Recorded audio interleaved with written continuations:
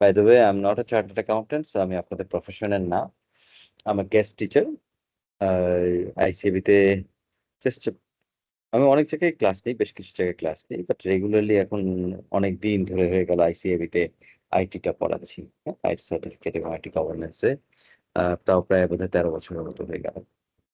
আর এমনিতে by profession আমি তো বললাম, মানে ইয়ে আমি সিইও একটা হেলথ কেয়ার অর্গানাইজেশন, এবং দুইটা আদার অর্গানাইজেশন আছে। একটা রিসার্চ অর্গানাইজেশন, সেখানে আমি actively involve, DRF biomedical research foundation.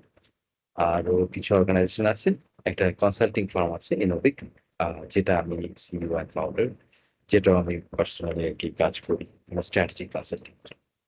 আর এর বাইরে আমি এই পর্যন্ত ক্যারিয়ার প্রায় 30 বছর হলো। 30 বছরের 50% বলতে পারেন হচ্ছে গিয়ে technology, but more strategic technology, like ERP implementation, অথবা বড় ধরনের কোনো ট্রান্সফরমেশন, টেকনোলজি ট্রান্সফরমেশন, এই ধরনের কাজই করার এক্সপিরিয়েন্স বেশি। আর এছাড়া বিভিন্ন এরপরে বাকি 50%, প্রায় 15 ইয়ার্স এর মতো এসসিও, এসসিএক্সওস, বিভিন্ন কোম্পানিজে র্যাঙ্কস টু এসিআই, সো এইসব জায়গায় আমি কাজ করেছি। Latter half of the career, first হাফে হচ্ছে কি বেসিক্যালি কিছু multinational company, POC plus Swedish company, সেসব জায়গায় আমি কাজ করেছি আর কি। So more less blend of technology, but টেকনোলজিটা 15 বছর আগের ঘটনা। এই 15 বছরে ইজ মোর স্ট্র্যাটেজিক লিডারশিপ, এই দিকে রোল প্লে করছি। সো এই ক্লাসের জন্য আমি মানে শুরুতে কতগুলো জিনিস বলি সাধারণত আফটার মাই ইন্ট্রোডাকশন। এই ক্লাসটাতে দেখেন আইটি সার্টিফিকেট আপনাদের 50 মার্ক, তাই না, পরীক্ষার জন্য? Yes sir. জি স্যার। সো আমরা যে ক্লাসটা করছি, যে আরিফ সাহেব করাচ্ছেন, আমি করাচ্ছি, এই ক্লাসটার উদ্দেশ্য প্রাইমারিলি পরীক্ষা পাশ করা, এটাতে কোনো ডাউট নেই। তো প্রাইমারি জি উদ্দেশ্য স্যার। পরীক্ষা পাশ করা, বাট একই সাথে আমি সবসময় বলি যে consider it as an opportunity as well. কিসের অপরচুনিটি? দেখেন, এখন ওয়ার্ল্ডে এমন কোনো প্রফেশন, এমন কোনো বিজনেস, এমন কোনো স্ট্রিম অফ ওয়ার্ক নাই যেটা টেকনোলজি দ্বারা ইনফ্লুয়েন্স না, এবং সিগনিফিকেন্টলি ইনফ্লুয়েন্স না। সব প্রফেশনই এখন সিগনিফিকেন্টলি ইনফ্লুয়েন্স। এই যে আমি হেলথ কেয়ারে কাজ করি অনেক বছর, 10 12 বছর। হেলথ কেয়ারে আমি দেখছি যে গতকালকে I had meeting with Kazakh কাজাকিস্তানের একটা কোম্পানির সাথে, এবং তার ঠিক আগে আমেরিকার একটা কোম্পানির সাথে দুইটা কনফারেন্স কল করলাম। ওই জায়গায় ডিসকাশনের আইটেম ছিল, এখন যত এই ধরনের কোলাবোরেশন বা পার্টনারশিপের যত কথাবার্তা হয়, ম্যাক্সিমাম ইজ অ্যারাউন্ড টেকনোলজি। যেমন ওখানে ছিল হচ্ছে গিয়ে এআই, মানে এটাকে বলা হচ্ছে প্যাথোলজি এআই। হ্যাঁ, বলে they have build a pathology diagnostic platform, AI driven platform. সে শুনলে মনে হতে পারে যে আমরা ব্লাড স্যাম্পল নিব, এর মধ্যে আবার এআই কি করবে। এখন আসলে ওই জায়গায়ও দেখা যাচ্ছে যে টেকনোলজি দ্বারা এফিসিয়েন্সি আনা, প্যাটার্ন অ্যানালাইসিস করে, বিভিন্ন রোগের প্যাটার্ন অ্যানালাইসিস করে রেজাল্টকে ভেরিফিকেশন, যেটা আমাকে ম্যানুয়ালি টেস্ট করে ভেরিফিকেশন করতে হবে অনেক কিছু, যে এই এই অ্যাবনর্মাল রেঞ্জটাকে ঠিক আছে কি ঠিক নেই। ধরেন কারো ব্লাড টেস্টে কোন একটা পার্টিকুলার জিনিস, কোন একটা পার্টিকুলার এলিমেন্ট নর্মাল থাকার কথা 10-এর মধ্যে, আর টেস্ট রেজাল্টে 14 আসছে। এখন নর্মালি আমরা কি করি, যদি এক্সেসিভলি বেশি আসে রেঞ্জে, তখন ওই স্যাম্পলটাকে রিটেস্ট করি, জাস্ট সন্দেহ দূর করার জন্য যে মেশিন কোনো ভুল করছে না, ডাটা এন্ট্রিতে কোনো ভুল হয় নাই, কোথাও কোনো ভুল হয়নি, সন্দেহ দূর করার জন্য একটা রিটেস্ট করি। এখন there are platforms, technology driven platform, যেটা অ্যানালাইসিস করে প্যাটার্ন বের করে যে এক্স্যাক্টলি কোন সময়টাতে 14 ইজ অলসো নর্মাল, তার অন্যান্য টেস্টের রেজাল্টের সাথে কোরিলেট করে, তার আর যে 5টা টেস্ট আছে সেই টেস্টের সাথে কোরিলেট করে এটা কি নর্মাল হিসেবে কনসিডার করা যায় কিনা, নাকি এটাকে রিটেস্ট করতেই হবে। এইটা যখন বলে দেয়, তখন একটা বড় ল্যাবের জন্য দেখা যাবে থাউজেন্ডস অফ এডিশনাল টেস্ট বেঁচে যাবে। থাউজেন্ডস অফ এডিশনাল টেস্ট অনেক এক্সপেন্সিভ, অনেক, so that will help bring in financial, operational, quality, efficiency. এই যে দেখেন, ইভেন হেলথ কেয়ারে যখন আমরা কাজ করতেছিলাম, ডাক্তারের কনসালটেশন হোক বা অন্য যে কোনো কিছু হোক, টেকনোলজি এই বিজনেসটাকে, এই স্ট্রিম অফ ওয়ার্কটাকেও সিগনিফিকেন্টলি ইনফ্লুয়েন্স করতেছে। ঠিক সেরকম, আমি ফাইন্যান্সের কথা বলি, ফাইন্যান্স অ্যান্ড অ্যাকাউন্টস, অডিটিং, এগুলো কি টেকনোলজি দ্বারা ইনফ্লুয়েন্স না? এখানে কি টেকনোলজি ক্যাটালিস্ট হিসেবে কাজ করছে না? করছে।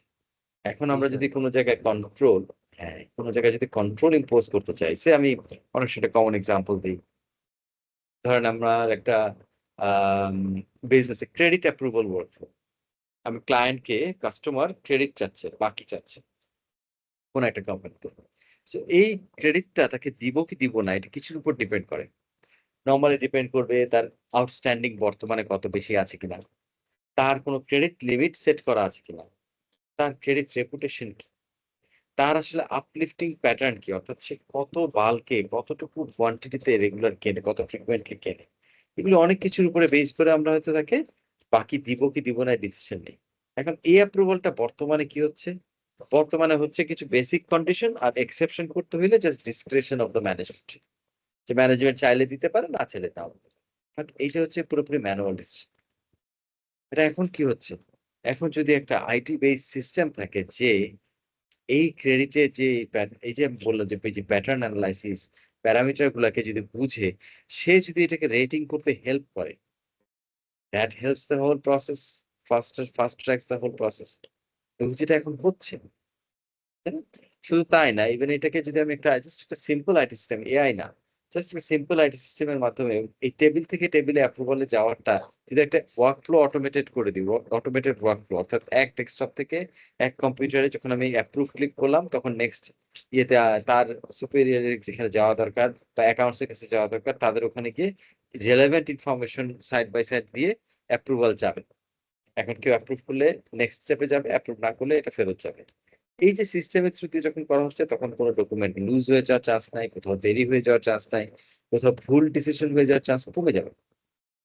তার মানে what ever line of work we have, what ever business we are in, আসলে টেকনোলজি এখন আমাদের সাথে একদম ওতপ্রোতভাবে জড়িত। সো আমরা এই যে কোর্সটা করব, এই যে আলোচনাগুলো করব, সেখানে আমরা হয়তো will not, it is not expected যে any of you will become a technology expert by doing this course. No, that is never the expectation.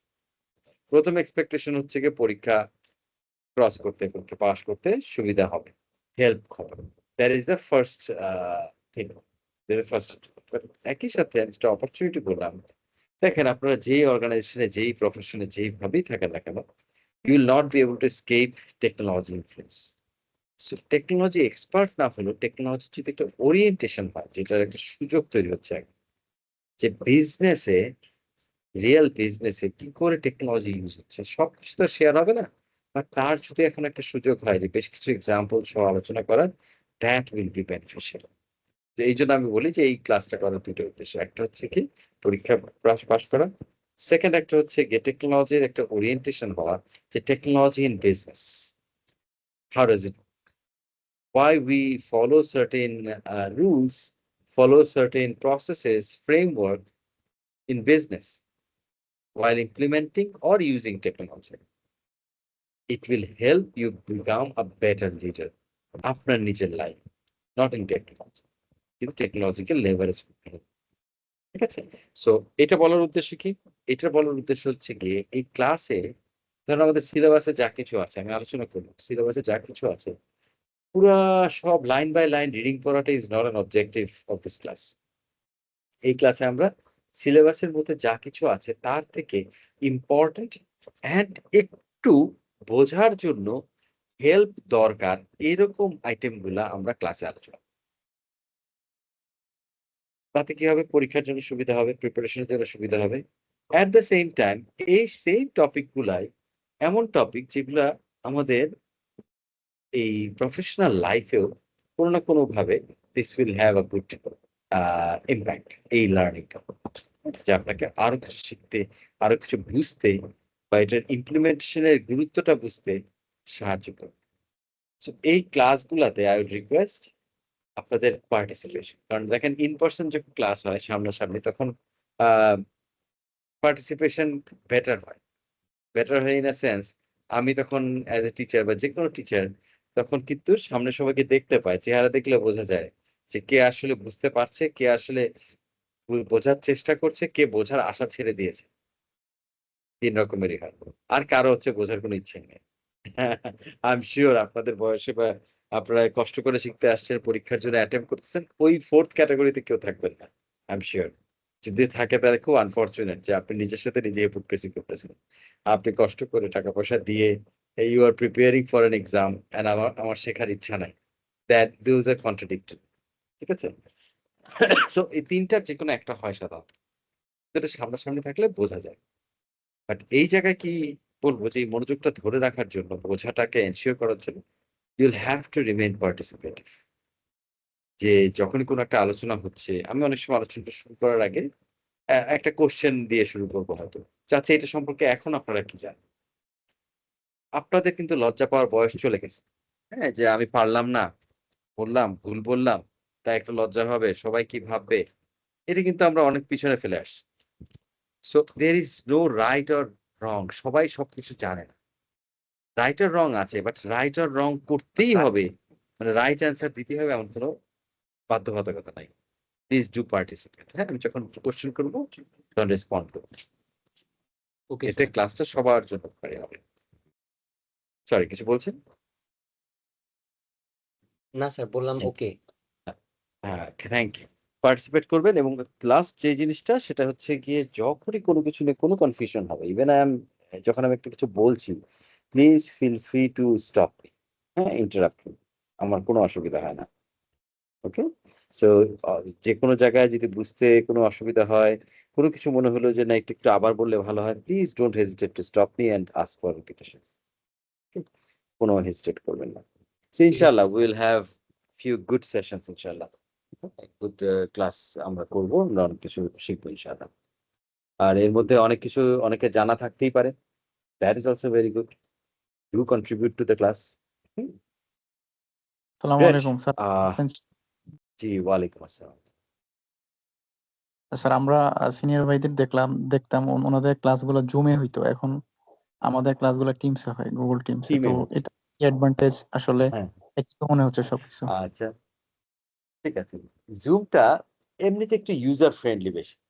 Zoom-টা user friendly বেশি Teams এর চেয়ে। Zoom হচ্ছে কি Zoom কোম্পানির, হ্যাঁ? Zoom US বলে একটা কোম্পানি আছে, Zoom US ওদের। আর Teams হচ্ছে গিয়ে Microsoft-এর। নাও আমি এটার এক্সাক্ট রিজনটা জানি না কেন আমরা Zoom থেকে টিমে সুইচ করেছি ICAB তে। বাট আমি এটুকু বুঝতে পারি as a a technology oriented person বা এই প্রোডাক্ট গুলো সম্পর্কে খুব ভালো নলেজ রাখি বলে যে Zoom এর চেয়ে টিমের এক্সপেন্সটা কম হয়েছে। লাইসেন্সিং এক্সপেন্সটা। কারণ ২ টাই পয়সা দিয়ে করতে হয়। Zoom ফ্রিতে অনলি ২ জনের বেশি যদি হয় ৪০ মিনিটের বেশি সেশন করা যায় না। Teams এ যেহেতু ICAB র সম্ভবত Microsoft এর টোটাল প্যাকেজের লাইসেন্স আছে এবং সেটার ভিতরে Teams টা ইনক্লুডেড। সম্ভবত আমি অ্যাজিউম করতে পারি এটাই রিজন Teams এ যাওয়ার। Teams not a bad tool, but Zoom টা একটু ইউজার ফ্রেন্ডলি বেশি। Nothing else. বোঝা গেছে?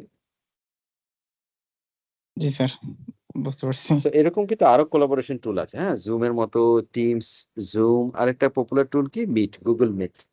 That is also very good. ওটা সবচেয়ে user friendly. But Google Meet এর কিছু লিমিটেশন আছে। যেমন হচ্ছে গিয়ে রেকর্ডিংটা কিভাবে হবে সেশনটা, হ্যাঁ? সেটা কি শেয়ারেবল হবে কিনা? এই ধরনের কিছু লিমিটেশন আছে। আমার সবকিছু জানা নাই। বাট কিছু লিমিটেশনের কারণে Google Meet টা সবসময় ইউজ করা হয়ে ওঠে না। মেক্সিমাম মানুষই Zoom ইউজ করে। সেকেন্ড বেশি ইউজ করে হচ্ছে গিয়ে Teams। So we are on Teams now. Great. Let's move forward. So আমরা পুরো সিলেবাসটা নিয়ে একটু আলোচনা করি। তারপরে আমরা লার্নিং অবজেক্টিভ 1 নিয়ে শুরু করব। হ্যাঁ? সিলেবাসটাতে আমাদের টোটাল এই সিলেবাসের ভিতরে আপনারা তো জানেন রেফারেন্স বুকটা কি? আমাদের এমনি আলাদা কোনো ম্যানুয়াল নেই, তাই না? ম্যানুয়ালটাও যেটা এখন পাওয়া যায়, যেটা একটা বুকলেটের মতো কিছুটা হ্যান্ড ওভার করা হয়। দিস ইস আম একটা একটা এক্সট্রাক্ট ফ্রম সিসা ম্যানুয়াল যেটা 2024 এর সেটারই একটা এক্সট্রাক্ট। ওখান থেকে কিছু সিলেক্টিভ চ্যাপ্টার, কিছু সিলেক্টিভ সেকশন ওই যে ম্যানুয়ালটা এখন হাতে পাওয়া যায় সেটা আসলে সেটারই কপি পেস্ট বা সেটা থেকেই প্রিন্ট করা। বাট আমাদের সিলেবাসটাও আসলে সিসা ম্যানুয়াল কেন্দ্রিক। সার্টিফিকেট লেভেলের পুরো সিলেবাসটাই আসলে সিসা ম্যানুয়াল কেন্দ্রিক। সো সিসা ম্যানুয়ালটাতে 2024 এর যে ম্যানুয়ালটা, সেইটারই দেখবেন আপনার সিলেবাসের ভিতরে বিভিন্ন চ্যাপ্টারের রেফারেন্স দেয়া আছে, সেকশনের রেফারেন্স দেয়া আছে। সেই চ্যাপ্টার এবং সেকশন গুলাই আমরা আসলে কাভার করব। বাট আমাদের সিলেবাসটাকে আইসিএবির জন্য টোটাল 8টা লার্নিং অবজেক্টিভে ভাগ করা হয়েছে। 8টা লার্নিং অবজেক্টিভ, চ্যাপ্টার না, লার্নিং অবজেক্টিভ। এই লার্নিং অবজেক্টিভ গুলো হচ্ছে কিছু লার্নিং এরিয়া ফোকাস, যেমন হচ্ছে কি বিল্ডিং ইনফরমেশন সিস্টেম, আমরা আলাপ করবো ডিটেইলে। বাট ইনফরমেশন সিস্টেম, একটা আইটি সিস্টেম যদি আমি বিল্ড করতে চাই একদম স্ক্র্যাচ থেকে, বা আমি একটা বড় ইআরপি সফটওয়্যার কিনে নিয়ে ইমপ্লিমেন্ট করতে চাই, সেক্ষেত্রে আসলে কি কি ধরনের রিস্ক, কি কি ধরনের কন্ট্রোল অবজেক্টিভস, কি কি ধরনের জিনিস খেয়াল রাখতে হবে, কোন কিভাবে একটা লাইফ সাইকেল, কোন স্টেপের পরে কোন জিনিসটা হবে, এইটারই একটা ওরিয়েন্টেশন হবে হচ্ছে কি এই লার্নিং অবজেক্টিভ। ঠিক সেরকম তারপরে যাব আমরা ম্যানেজিং ইনফরমেশন, যখন বিল্ড হয়ে গেল, then managing information system, managing information systems, সে তখন আমি ম্যানেজ করব কিভাবে, অপারেট করব কি করে, তার পারফরমেন্স ম্যানেজ করব কি করে, পারফরমেন্স মনিটর করব কি করে, কি কি ধরনের কেপিআই ইনভলভ, থার্ড পার্টি দিয়ে যখন ইনভলভ থাকবে তখন আমরা তার সাথে সার্ভিস লেভেল কিভাবে করে আমরা করব। এই জাতীয় আলোচনার ফোকাসটা থাকবে হচ্ছে লার্নিং অবজেক্টিভ 2 তে। দেন 3 to 7, এই 3, 4, 5, 6, 7 এই 5টা লার্নিং অবজেক্টিভে আসলে আমরা মেইন টেকনোলজি গুলো নিয়ে আলাপ করবো। যেমন আপনাদের আরিফ স্যার কোথায় শুরু করেছেন, networking. Networking is one component, one technology component. ঠিক সেরকম টেকনোলজি কম্পোনেন্ট হতে পারে যে কম্পিউটার সিস্টেম, যেটা আমরা আলোচনা করব। টেকনোলজি কম্পোনেন্ট হবে হচ্ছে ডেটাবেস, যেটা আলোচনা হবে। সো এরকম প্রতিটা সিগনিফিকেন্ট টেকনোলজি কম্পোনেন্ট, সেগুলোকে আমরা লার্নিং অবজেক্টিভ 3 থেকে 7 এর মধ্যে আমরা বলছি ইনফরমেশন টেকনোলজিস। এটা হচ্ছে সেই আলোচনা সিলেবাসে। Finally there is a learning objective 8, which is a very important, খুব ভালো জিনিস এটা। হ্যাঁ, যে কোনো বিজনেসে, যে কোনো ম্যানেজমেন্ট লেভেলে বা মিড ম্যানেজমেন্টে যারা থাকে তাদের জন্য বোঝাটা খুব জরুরি। সেটা হচ্ছে কি business continuity plan and recovery. এটা হচ্ছে গিয়ে আমরা টেকনোলজির উপরে ডিপেন্ডেন্ট হয়ে যাই বিজনেস গুলাতে। সো বিজনেসে যে কোনো সময় যে কোনো ধরনের ডিজাস্টার, ডিসরাপশন, আনএক্সপেক্টেড ইভেন্ট হতেই পারে। আনএক্সপেক্টেড কে এক্সপেক্ট করাটা ইজ প্রফেশনালিজম।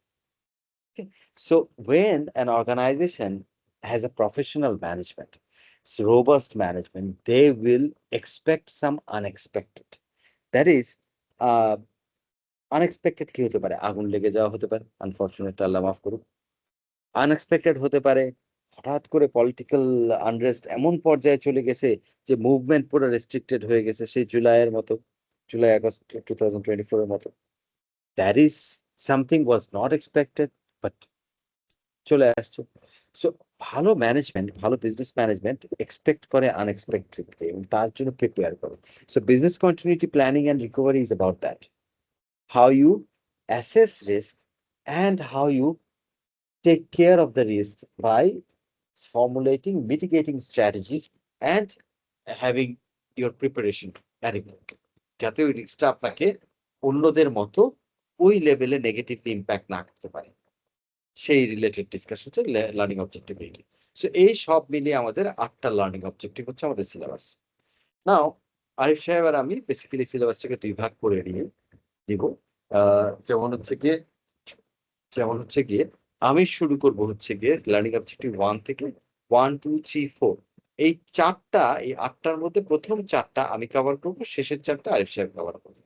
শেষে গিয়ে যদি সময় পাওয়া যায়, ইনশাআল্লাহ সময় পাওয়া যাবে, তখন আমি একটা রিভিউ করার চেষ্টা করব, যেটা অল এনকম্পাসিং, পুরো 8টা লার্নিং অবজেক্টিভ নিয়ে। হ্যাঁ, তখন আমি একটা হোলিস্টিক রিভিউ করার চেষ্টা করবো। সো যে লার্নিং অবজেক্টিভ গুলো আমি কভার করবো, লার্নিং অবজেক্টিভ 1, 2, 3, 4, সেটার যদি আমি বলি মার্কস এর ডিস্ট্রিবিউশন, সাধারণত পরীক্ষায় কি হয়, এক্সামে আপনাদের মার্কস গুলা এই লার্নিং অবজেক্টিভ এর মধ্যে মোটামুটি একটা প্যাটার্নে আসে। যেমন হচ্ছে কি 1 আর 2 থেকে সবচেয়ে বেশি মার্কস এর কোশ্চেন আসে। এই 50 মার্কের মধ্যে এই 2টা লার্নিং অবজেক্টিভই 30 মার্কের কোশ্চেন ক্যারি করে, 30 মার্কের ওয়েটেজ ক্যারি করে। তারপরে এই ইনফরমেশন টেকনোলজিতে 4টা লার্নিং অবজেক্টিভ মিলে 10, and then business continuity and recovery, এইটা হলো 10। সো এরকম হচ্ছে ডিস্ট্রিবিউশন। সো আমাদের যখন 4টা লার্নিং অবজেক্টিভ কভার হয়ে যাবে, তখন we will almost cover 35 marks out of 50। ঠিক আছে? সো ইনশাআল্লাহ উইল ডু দ্যাট। কারো কোনো কোশ্চেন এই পর্যন্ত, এখন পর্যন্ত, বিফোর উই গেট স্টার্টেড?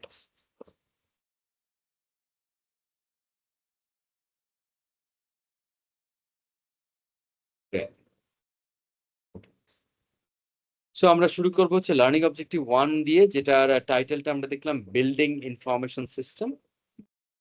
নাও এখানে বিল্ডিং ইনফরমেশন সিস্টেম, এই যে তিনটা ওয়ার্ড আমরা এখান থেকে শুরু করি, হ্যাঁ, বিল্ডিং ইনফরমেশন সিস্টেম। বিল্ডিং এটা একটা word, building.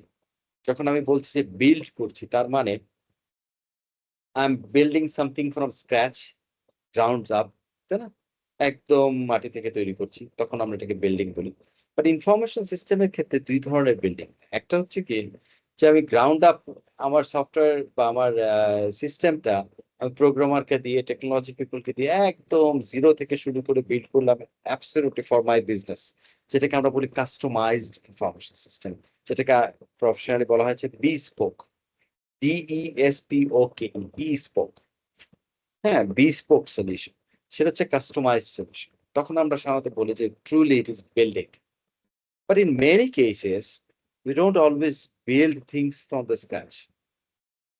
We sometimes purchase big application software, big IT systems, and then implement it for the business. Now, just software মনে হচ্ছে, যদি আমি সফটওয়্যারের কথাই বলি, মনে হতে পারে যে একটা সফটওয়্যার আমি বাজার থেকে কিনে নিয়ে আসলাম, কিনে নিয়ে এসে ইমপ্লিমেন্ট করলাম, তার মানে কি ইনস্টল করলাম, এইটা কোনো ব্যাপারই না। It takes 15 minutes, 10 minutes, 5 minutes, এই টাইপের কোনো টাইম। তো এটার জন্য আবার আলোচনা কিছু, আসলে জিনিসটা অতটা সিম্পল। যখন আমরা এই যে এই ধরনের প্রোডাক্টকে আমরা বলি অফ দ্য শেলফ প্রোডাক্ট, অর্থাৎ আমি যেটা শেলফ থেকে নিয়ে আসছি, একদম রেডি ছিল, এই ধরনের রেডি অ্যাপ্লিকেশন সিস্টেম বা রেডি ইনফরমেশন সিস্টেম যখন আমরা বিজনেসে ইমপ্লিমেন্ট করি, এইটারও প্রচুর প্ল্যানিং, প্রচুর প্রজেক্ট ম্যানেজমেন্ট এবং অনেক টাইম লাগে। আপনাদেরকে জাস্ট এই মোমেন্টে আইডিয়ার জন্য যদি বলি, কারণ বড় বড় অর্গানাইজেশন,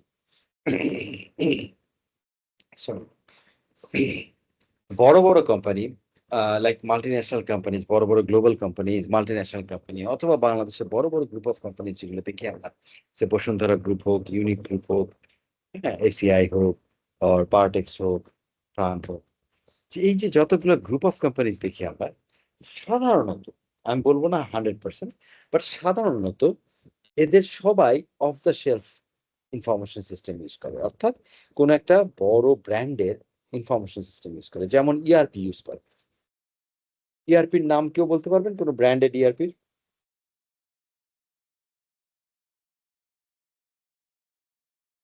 কোন ইন্টারন্যাশনাল ব্র্যান্ড ইআরপির?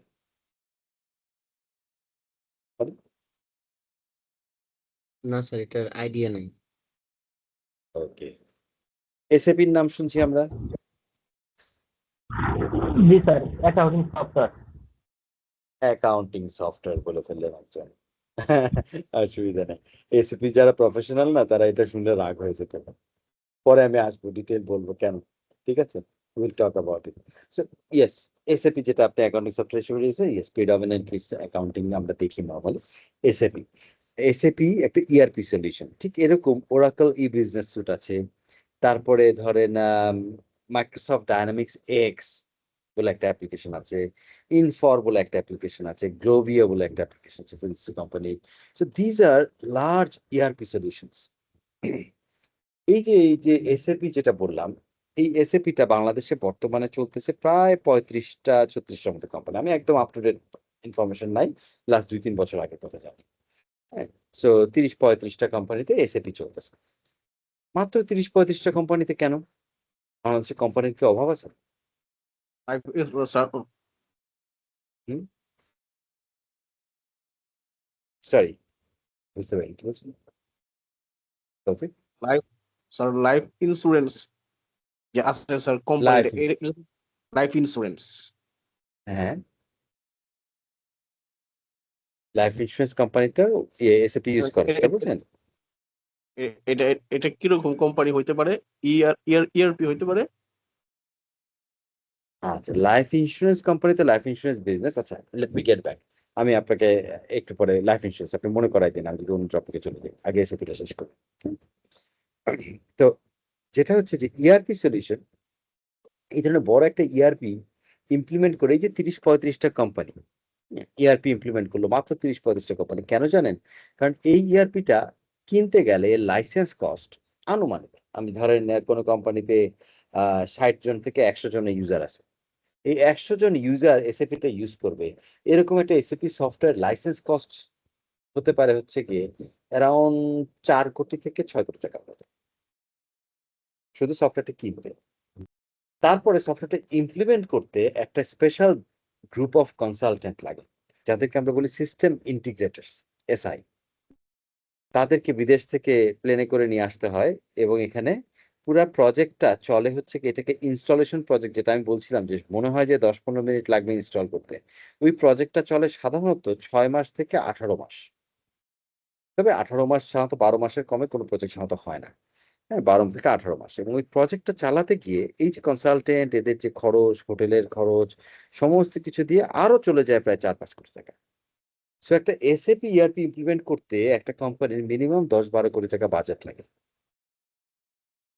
তাহলে বোঝা যাচ্ছে যখন আমরা বলতেছি যে বিল্ডিং ইজ বিস্পোক, বাট বড় বড় অর্গানাইজেশন গুলা সাধারণত এই ধরনের of the shelf information system নিয়ে ইমপ্লিমেন্ট করে এবং এত টাকা খরচ করে, এত দিন সময় নিয়ে, এত এফোর্ট দিয়ে, definitely there are reasons, right? Will come to those reasons. Sir আমি ব্র্যাক ব্যাংক পরে কি এই অ্যাপ্লিকেশন ইউজ করে? হ্যাঁ, ব্র্যাক ব্যাংক ইউজ করে হচ্ছে গিয়ে আইএফএস, সুইডিশ ইআরপি। ব্র্যাক ব্যাংকের দুইটা সিস্টেম আছে। ব্র্যাক ব্যাংকে একটা হচ্ছে সিবিএস, যেটাকে বলা হচ্ছে কোর ব্যাংকিং সিস্টেম, এটা আলাদা। এটা সম্ভবত ফিনিক্স ইউজ করে, if I am not wrong, I am not sure, but সম্ভবত ফিনিক্স নামে একটা সফটওয়্যার ইউজ করে। এটা হচ্ছে কোর ব্যাংকিং সিস্টেম, সেটা ইআরপি না। আবার ইআরপি একটা প্রয়োজন হয়, সেই ইআরপিটা ইউজ করে হচ্ছে আইএফএস। আইএফএস হচ্ছে একটা সুইডিশ ইআরপি, ঠিক আছে? সেরকম প্রত্যেক ব্যাংকই দেখা যায় একটা কোর ব্যাংকিং সিস্টেম ইউজ করে, আবার হয়তো ইআরপি ইউজ করে।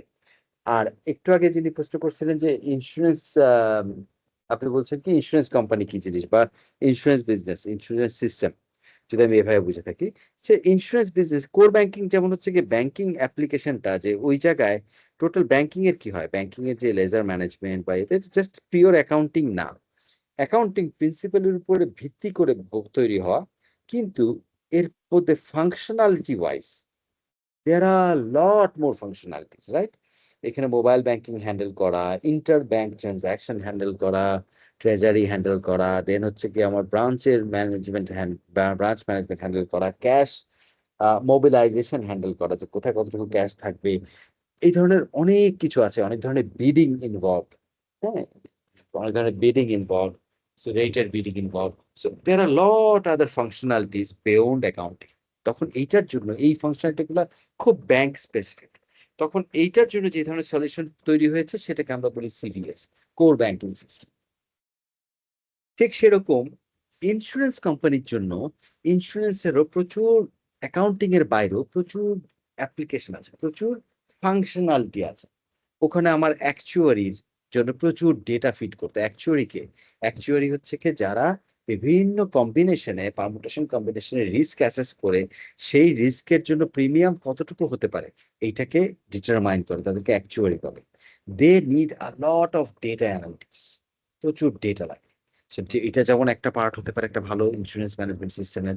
আবার ইন্স্যুরেন্স ম্যানেজমেন্ট সিস্টেমের জন্য claim management, claim handling, fraud detection, fraud handling, then হচ্ছে গিয়ে এটাকে বলে রি-ইন্স্যুরেন্স একটা বলে একটা ফাংশন আছে, যে আমি ইন্স্যুরেন্স করব, আমি কোনো একটা রিস্ককে কভার করার জন্য 100 টাকা প্রিমিয়াম নিয়ে ক্লায়েন্টের কাছ থেকে, 100 টাকা প্রিমিয়াম নিয়ে আমি একটা 1 লাখ টাকার কাভারেজ দিচ্ছি, কথায় কথায়।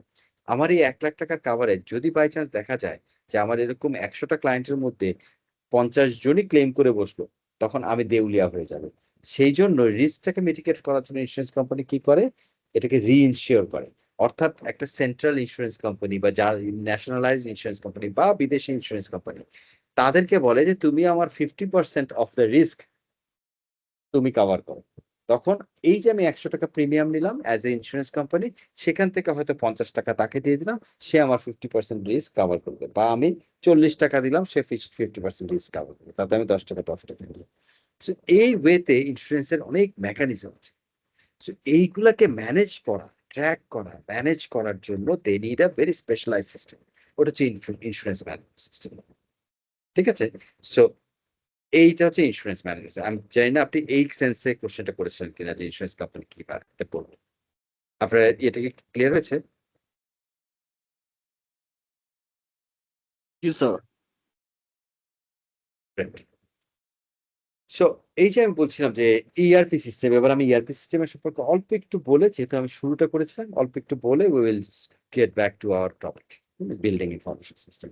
সো ইআরপি সিস্টেম যখন আমরা বলেছিলাম যে অ্যাকাউন্টিং সফটওয়্যার, ইয়েস, এগেইন এটার হার্টে, এটার কোরে there is an accounting system, true. But accounting system আর ইআরপি এক। আমরা অনেকেই এটা এটা আপনাদের বা আমাদের ইউজারদের দোষ না, এটা আইটি কোম্পানিগুলোর একটা দোষ আছে যে তারা মিসলেড করে ফেলছে বিজনেস অর্গানাইজেশন গুলাকে in terms of the definition of ERP. তারা যে কোনো অ্যাকাউন্টিং সফটওয়্যার, ভালো একটা অ্যাকাউন্টিং সফটওয়্যারকে অনেক সময় ইআরপি নাম দিয়ে পেয়েছে, একটা ভালো বিলিং সফটওয়্যারকে, একটা ভালো ওয়্যারহাউস ম্যানেজমেন্ট সফটওয়্যারকে তারা ইআরপি নাম দিয়ে বেঁচে ফেলে। But ERP is a very specialized kind of application, যেটাকে এই যে ইআরপি তিনটা লেটার যে শুনছি, এই তিনটা লেটারের এলাবোরেশন হচ্ছে গিয়ে এন্টারপ্রাইজ রিসোর্স প্ল্যানিং। তিনটা ওয়ার্ড আছে এখানে, এন্টারপ্রাইজ রিসোর্স প্ল্যানিং। এন্টারপ্রাইজ মানে হচ্ছে কি, যখন আমরা কোনো অর্গানাইজেশনকে হলিস্টিক ভাবে, অর্থাৎ সম্পূর্ণ অর্গানাইজেশন, সমস্ত ডিপার্টমেন্টকে সহ, সমস্ত ডিভিশনকে সহ, সমস্ত লাইন অফ বিজনেসকে সহ আমরা যখন রেফার করি, তখন আমরা ওই অর্গানাইজেশনকে বলি এন্টারপ্রাইজ। তার মানে এন্টারপ্রাইজ ওয়ার্ডটা যখন ইউজ হবে, তখন বুঝতে হবে এটা কোনো সাব ফাংশন বা কোনো একটা পার্টিকুলার ফাংশনকে কনসার্ন করে না, এটা পুরো অর্গানাইজেশনকে কনসার্ন করে, তখনই এটা এন্টারপ্রাইজ হবে। সো ফার্স্টই এখানে বোঝা যাচ্ছে, শুধু অ্যাকাউন্টিং হলে এটা এন্টারপ্রাইজ হতো না, শুধু ওয়্যার হাউস হলে এটা এন্টারপ্রাইজ হতো না, শুধু এইচআর সিস্টেম হলে এটা এন্টারপ্রাইজ হতো না।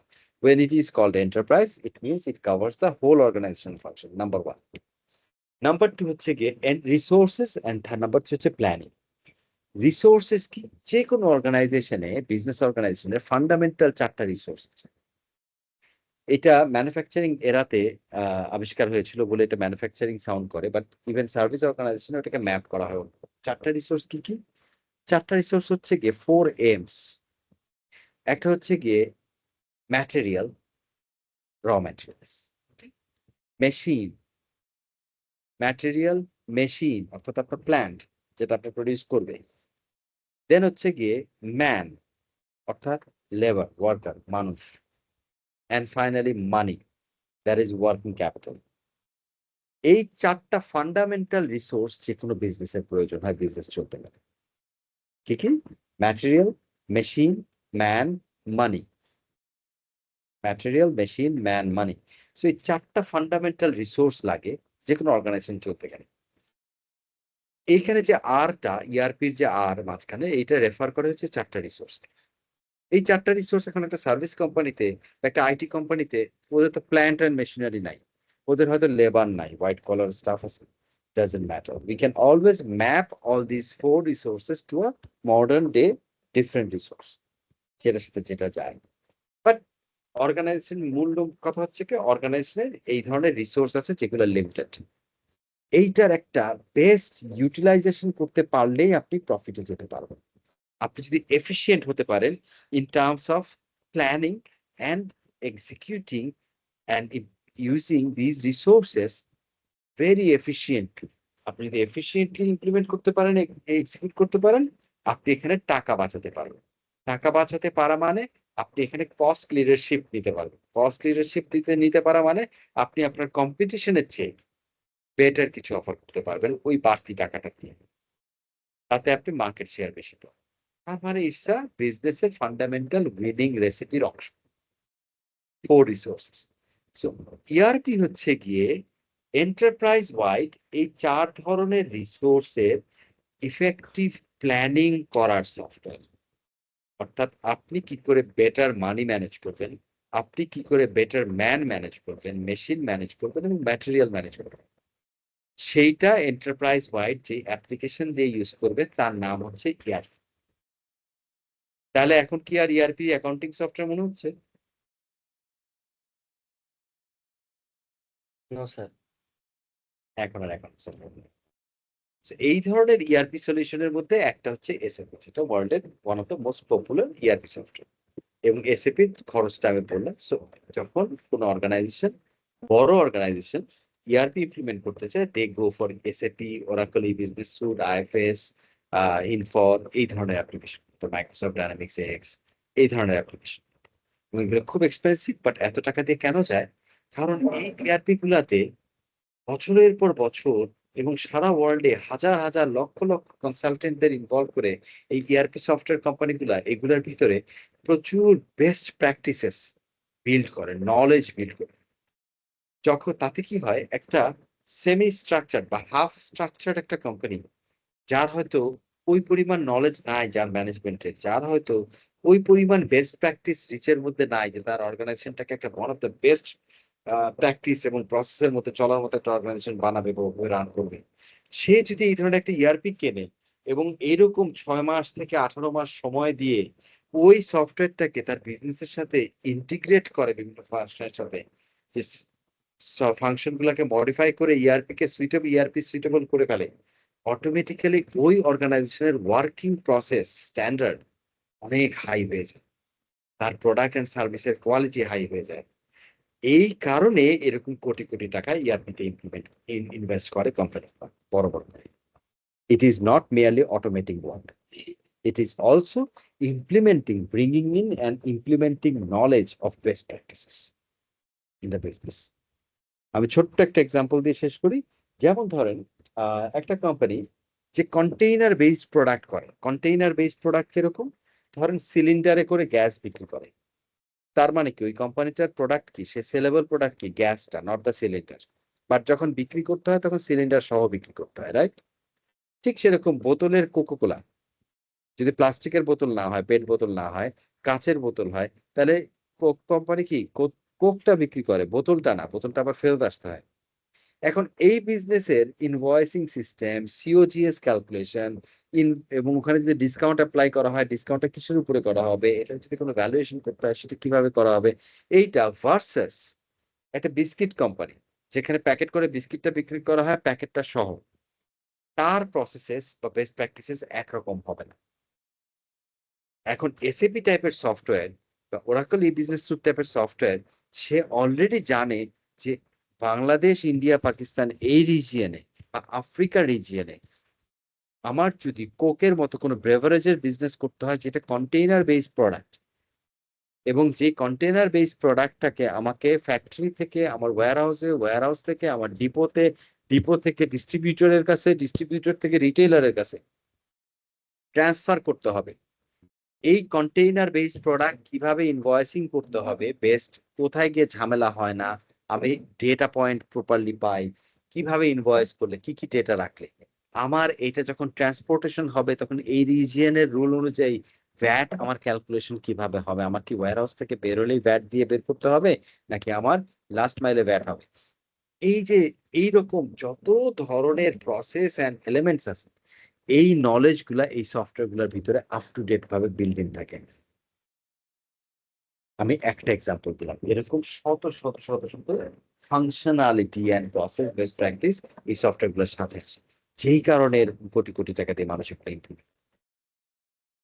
ঠিক আছে, তাহলে আমরা আলোচনাটা শুরু করেছিলাম বিল্ডিং ইনফরমেশন সিস্টেম। আমি বলতেছিলাম building is sounds like scratch থেকে বিল্ড করা, but there are instances where we buy a system and implement it, but that should not be undermined in terms of its investment and efficiency or investment or efforts that go in. ঠিক আছে sir জি, sir এখন এই সময়ে এসে এই application গুলা install করতে এত সময় লাগে, এটা কি জাস্ট কস্টলি, এটা বোঝানোর জন্য এত সময় নেয় নাকি আসলে এত সময় প্রয়োজন? না এটা কস্টলি এই জন্য বোঝানোর জন্য সময় নেয় না, সময় লাগায় না। হ্যাঁ, এই কারণে যে এখানে যেটা হয়, আপনাকে যদি বলি একটা এসএপি ইমপ্লিমেন্টেশন বা একটা ইআরপি ইমপ্লিমেন্টেশন প্রসেসে, আচ্ছা ধরেন একটা অর্গানাইজেশন, জাস্ট হাইপোথেটিক্যালি একটা অর্গানাইজেশন মালিক চালায়, বড় অর্গানাইজেশন, একটা গ্রুপ অফ কোম্পানি, এরকম প্রচুর গ্রুপ অফ কোম্পানি বাংলাদেশে আছে। আমি একসময় আপনাদের গল্প করবো, আমি আমার নিজের প্রচুর এক্সপিরিয়েন্স আছে এই ধরনের ফেস করার আর কি। ধরেন একটা বড় গ্রুপ অফ কোম্পানি, কিন্তু ওখানে দেখবেন এরকম প্রচুর কোম্পানি আছে যেখানে 50 টাকা এক্সপেন্স করতে গেলেও মালিকের অ্যাপ্রুভাল লাগে। হ্যাঁ, কথা 500 টাকা এক্সপেন্স করতে গেলেও মালিকের অ্যাপ্রুভাল লাগে। আবার আপনার অনেক কিছু আছে হিসাব ছাড়া হয়ে যায়। মালিক ফোন করে বলেছে, এই অমুককে 5 লাখ টাকা দিয়ে দাও। কিসের ক্যাশ রিকুইজিশন, কিসের কি, কিসের ট্রেজারি রুল, কিসের ক্যাশ ফ্লো ইয়ে, মালিক বলছে 5 লাখ টাকা দিয়ে দিতে হবে, আছে না? তো এইরকম অর্গানাইজেশন, আমি হাইপোথেটিক্যালি এক্সট্রিম ভাবেই বললাম, এরকম একটা অর্গানাইজেশন কি এফিশিয়েন্ট, তার কন্ট্রোল প্রসেস, তার অন্যান্য জিনিসপত্র, তার রিপোর্টিং, তার ডেটা কি ভ্যালুয়েবল হবে? হবে না সহজে, তাই না?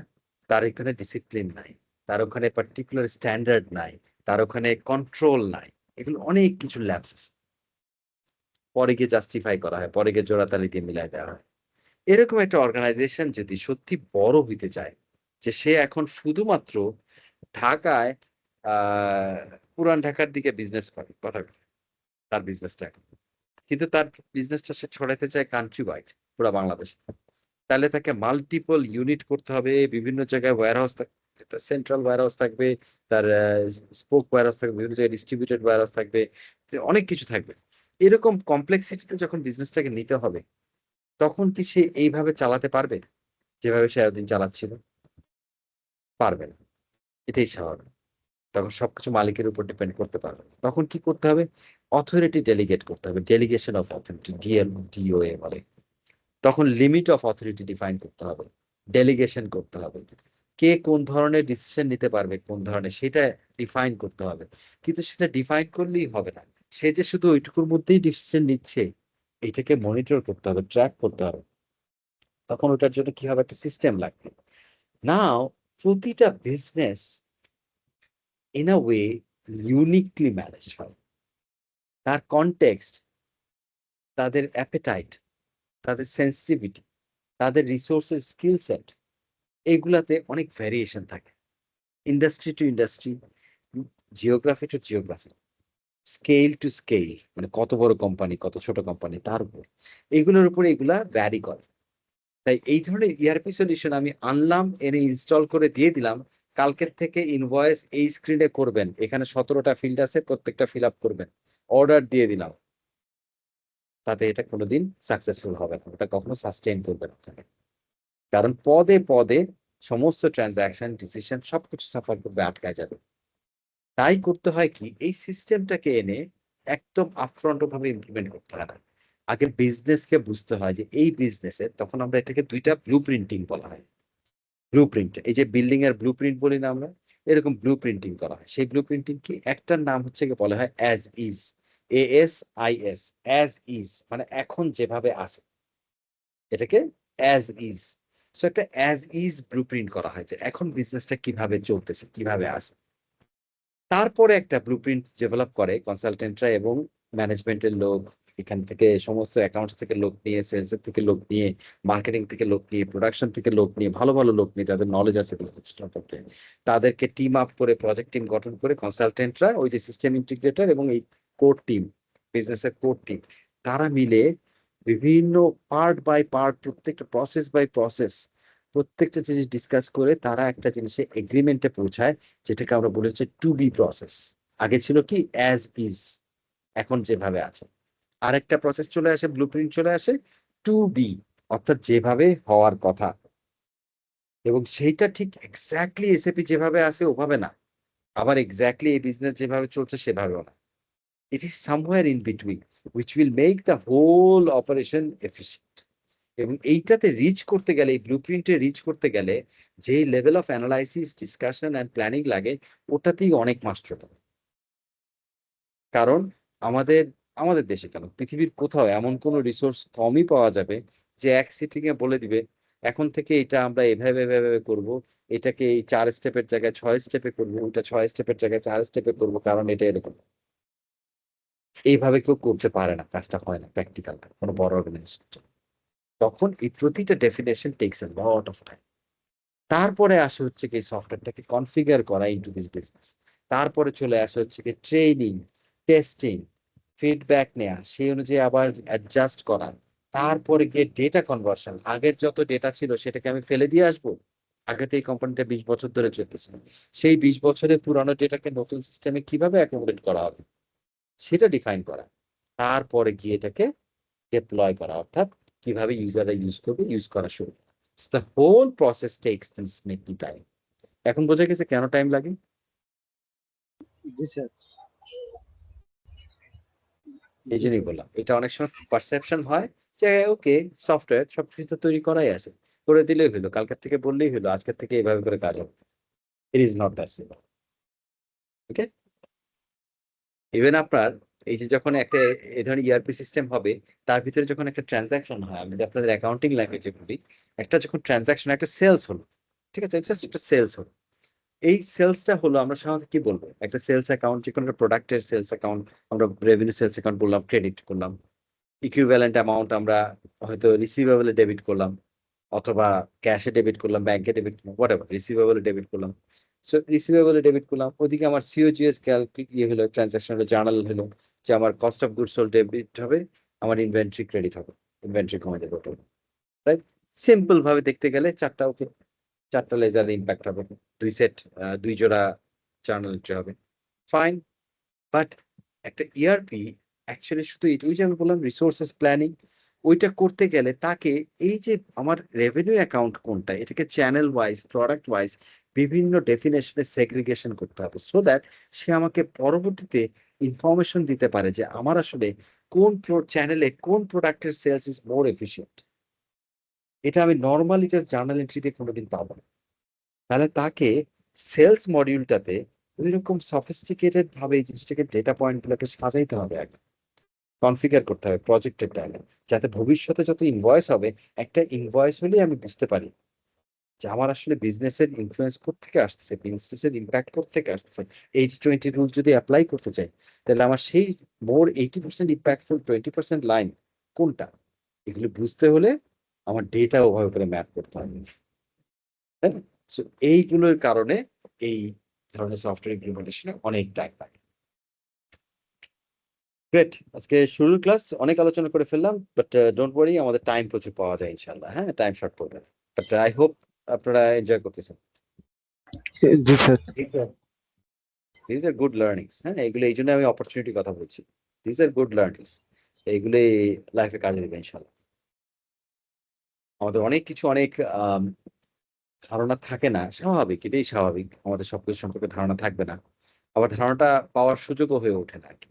এই জন্যই আমি বললাম যে এটা ইট উইল বি ইউজফুল।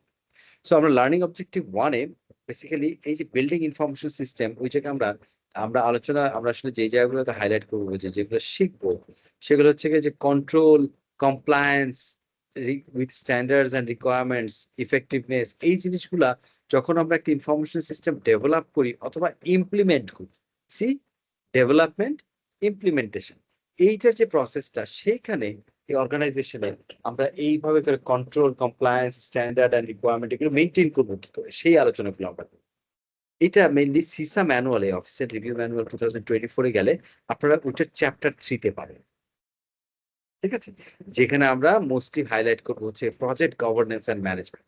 আমি প্রথমে আগে ডিসক্লেমার দিয়ে রাখি, বেশ কিছু আলোচনা একটু বেশি থিওরিটিক্যাল মনে হয়, I'll try to make it as easy possible, আমি বোঝার, আন্ডারস্ট্যান্ড করার জন্য চেষ্টা করব, বোঝানোর জন্য, but still there will be some elements যেগুলো একটু theoretical, bear with me. So project governance and management, software development life cycle, SDLC বলি আমরা এটা, একটা সফটওয়্যারকে ডেভেলপ করতে গেলে বা ইমপ্লিমেন্ট করতে গেলে কোন স্টেপের পর কোন স্টেপ আমরা ইউজ করি, সেটা আমরা আলোচনা করব। ইমপ্লিমেন্টেশন কন্ট্রোল আলোচনা করবো, টেস্টিং মেথডোলজি, যে আমরা ইমপ্লিমেন্টেশন করতে গেলে কোথায় কোথায় ফেল করে, কোথায় কোথায় কি ঝামেলা হয়, হ্যাঁ, সেই জিনিসগুলো আলোচনা করব।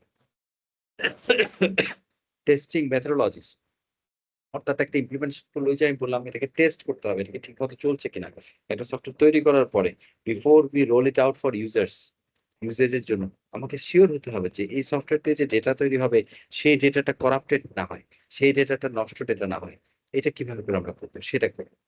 আর রিলিজ ম্যানেজমেন্ট টুলস, যে আমরা যখন সফটওয়্যার, একটা আইটি কোম্পানি বা একটা আইটি টিম যখন সফটওয়্যার নিয়ে কাজ করে, তখন সে বিভিন্ন ভার্সন রিলিজ করে, কখনো কখনো কারেকশন যেগুলো করে, কারেকশনের পরে নেক্সট সফটওয়্যার কপিটা রিলিজ করে। তখন এই রিলিজটাকে কিভাবে ডিসিপ্লিন ওয়েতে ম্যানেজ করা হয় সরি সেটা আমরা আলোচনা করব।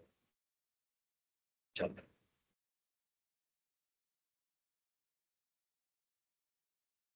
কাশিটা start করতেছে।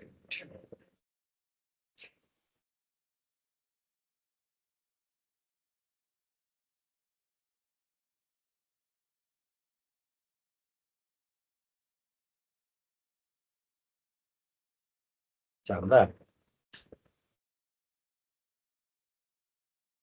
একটু ব্রেক নেই, হ্যাঁ? Okay sir. কতক্ষণ স্যার? এক মিনিট। আমরা একটু 10-15 মিনিটস ব্রেক নিই, আমার একটু ব্রিদিং সমস্যা হচ্ছে। আমি একটু catch ঠিক up আছে করে স্যার, ঠিক আছে। স্যার প্রবলেম নিই। ওকে, আমরা 10-15 মিনিটস পরে ব্রেক। ঠিক আছে।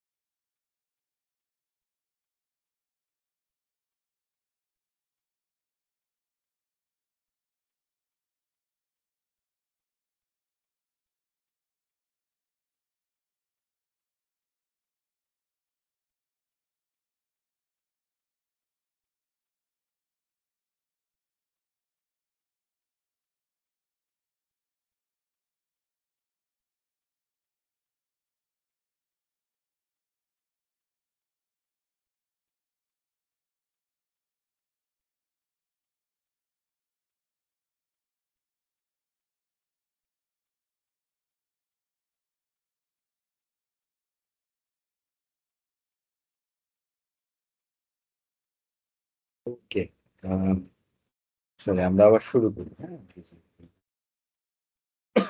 জি স্যার। সরি, জি স্যার। somehow জি স্যার। my ইয়ে ছিল তো, একটু asthmatic হয়ে গেছিল।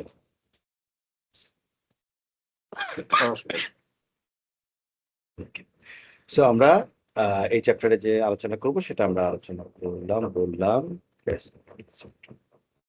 প্রজেক্ট গভর্নেন্স এবং ম্যানেজমেন্ট।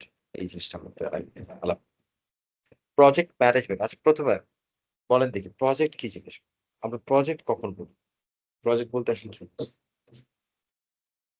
কারণ আমরা প্রজেক্ট কথাটা বলি, প্রজেক্ট যেটা বলতে নির্দিষ্ট কোনো একটা মেয়াদ থাকে। স্যার কোন আর একটা কাজের স্যার কোন একটা কাজের নির্দিষ্ট একটা মেয়াদ, কাজের নির্দিষ্ট একটা পরিধি, এটা একসাথে একটা প্রজেক্ট বলে। ওয়ান্ডারফুল। মেয়াদ, পরিধি এবং নির্দিষ্ট কাজ, তিনটাই খুব ইম্পর্টেন্ট। রাইট। প্রজেক্ট তার মানে হচ্ছে গিয়ে কোন একটা কাজ বলতে আমরা বোঝাই কোন একটা চেঞ্জ। আসলে কাজটা যদি অপারেশনাল হয়, যে সে আমি কিভাবে বলি, ধরেন হ্যাঁ, আমি ইয়ে বাস চালাই, আমার ট্রান্সপোর্টের বিজনেস কথা কথা, ঠিক আছে? তার মানে আমি কি, আমার কাজ হচ্ছে কি বাস চালানো কোন একটা পার্টিকুলার রুটে। এখন এটা একটা কোন একটা পার্টিকুলার কাজ, কোন একটা পার্টিকুলার কাজ যেটার একটা টাইমও আছে, টাইম ডেফিনেশন আছে, যেটা একটা পরিধি আছে, আমি কোন রুটে চালাই। But will that be a project? That will not be a project, তাই না? বাস চালানোটা, একটা রুটে বাস চালানোটাকে আমরা প্রজেক্ট সাধারণত বলি না বা বলবো না। তার মানে এটা শুধু শুধু যে কোনো কাজই না, এটা হতে হবে এমন একটা কাজ যেটা কোনো একটা অবস্থান থেকে আরেকটা অবস্থানে পরিবর্তন ঘটায়, কোনো কিছু, কোনো একটা চেঞ্জ ঘটায়, কোনো একটা ইমপ্রুভমেন্ট ঘটায়। যেমন আমরা একটা বিল্ডিং তৈরি, সবচেয়ে কমন যখন আমরা প্রজেক্টের কথা বলি তখন আমাদের উদাহরণ চোখের সামনে ভেসে আসে, এটা কনস্ট্রাকশন প্রজেক্ট, এটা বিল্ডিং কনস্ট্রাকশন। সেখানে দেখেন এটা একটা কাজ, কিন্তু কাজটাতে কি ঘটছে, লিমিটেড রিসোর্স, নির্দিষ্ট লিমিটেড রিসোর্সের মধ্যে, লিমিটেড টাইম লাইনের মধ্যে একদম মাটি থেকে 10 তলা একটা বিল্ডিং তৈরি হচ্ছে। একটা চেঞ্জ ইজ হ্যাপেনিং, যেটা ট্র্যাকেবল, যেটা ম্যানেজেবল, এর উপরে চেঞ্জ ঘটতেছে। তখন আমি নির্দিষ্ট রিসোর্সের মধ্যে দিয়ে নির্দিষ্ট টাইম লাইনের মধ্যে যখন এই কাজটা করবো প্রপার ম্যানেজমেন্টে, তখন এটাকে আমরা বলবো project. Then it is a project. এখন অনেক সময় দেখবেন অনেকে জব করে, স্পেশালি এনজিও তে, ডোনার এজেন্সিতে, বলে আমি প্রজেক্টে জব। এই প্রজেক্ট সে কোন প্রজেক্ট হবে? এনজিওর প্রজেক্ট? সেটাও আসলে প্রজেক্ট, কিন্তু আমরা অনেক সময় এটা এত লম্বা সময় চলে যে আমরা ভুলেই যাই বা খেয়াল করতে পারি না যে এটা নির্দিষ্ট টাইম লাইনের প্রজেক্ট, মেয়াদের প্রজেক্ট। কিরকম? সে আহ আমরা যদি বলি যে একটা এনজিও একটা প্রজেক্ট নিল যে স্কুলের বাচ্চারা ক্লাস 5 পর্যন্ত, বাংলাদেশের প্রাইমারি লেভেলে ক্লাস 5 পর্যন্ত হচ্ছে প্রাইমারি লেভেল, তাই না? প্রাইমারি লেভেলে বাচ্চাদের ড্রপ আউট রেট অনেক বেশি, অর্থাৎ স্কুল ছেড়ে দেওয়ার খুব বেশি, মানে পরিমাণটা অনেক বেশি ধরে নিলাম। এখন এটা যখন আইডেন্টিফাই করা হলো, তখন এটা তো একটা রাষ্ট্রের বা এটা একটা দেশের, একটা জাতির ভবিষ্যতের জন্য, তার গরিব থাকার পিছনে একটা রিজন, তার বড়লোক না হওয়ার, মানে স্বাবলম্বী, বড়লোক বলবো না, স্বাবলম্বী না হওয়ার একটা রিজন, তাই না? তার অন্যান্য ক্রাইসিসের একটা রিজন হতে পারে। তাহলে এটাকে এলিভিয়েট করার জন্য কোনো একটা এনজিও বা কোনো একটা এজেন্সি ঠিক করলো যে আমরা কি করব, এই ড্রপ আউটটা যদি প্রাইমারি লেভেলে ঠেকাতে পারি, তাহলে দেখা যায় সেকেন্ডারি লেভেলে ড্রপ আউটের রেট অনেক কমে যাবে। তাতে কি হবে, শিক্ষিত মানুষ বা কেপেবল মানুষ তৈরি হবে বেশি। তাহলে ড্রপ আউট কমাতে হবে প্রাইমারি লেভেলে।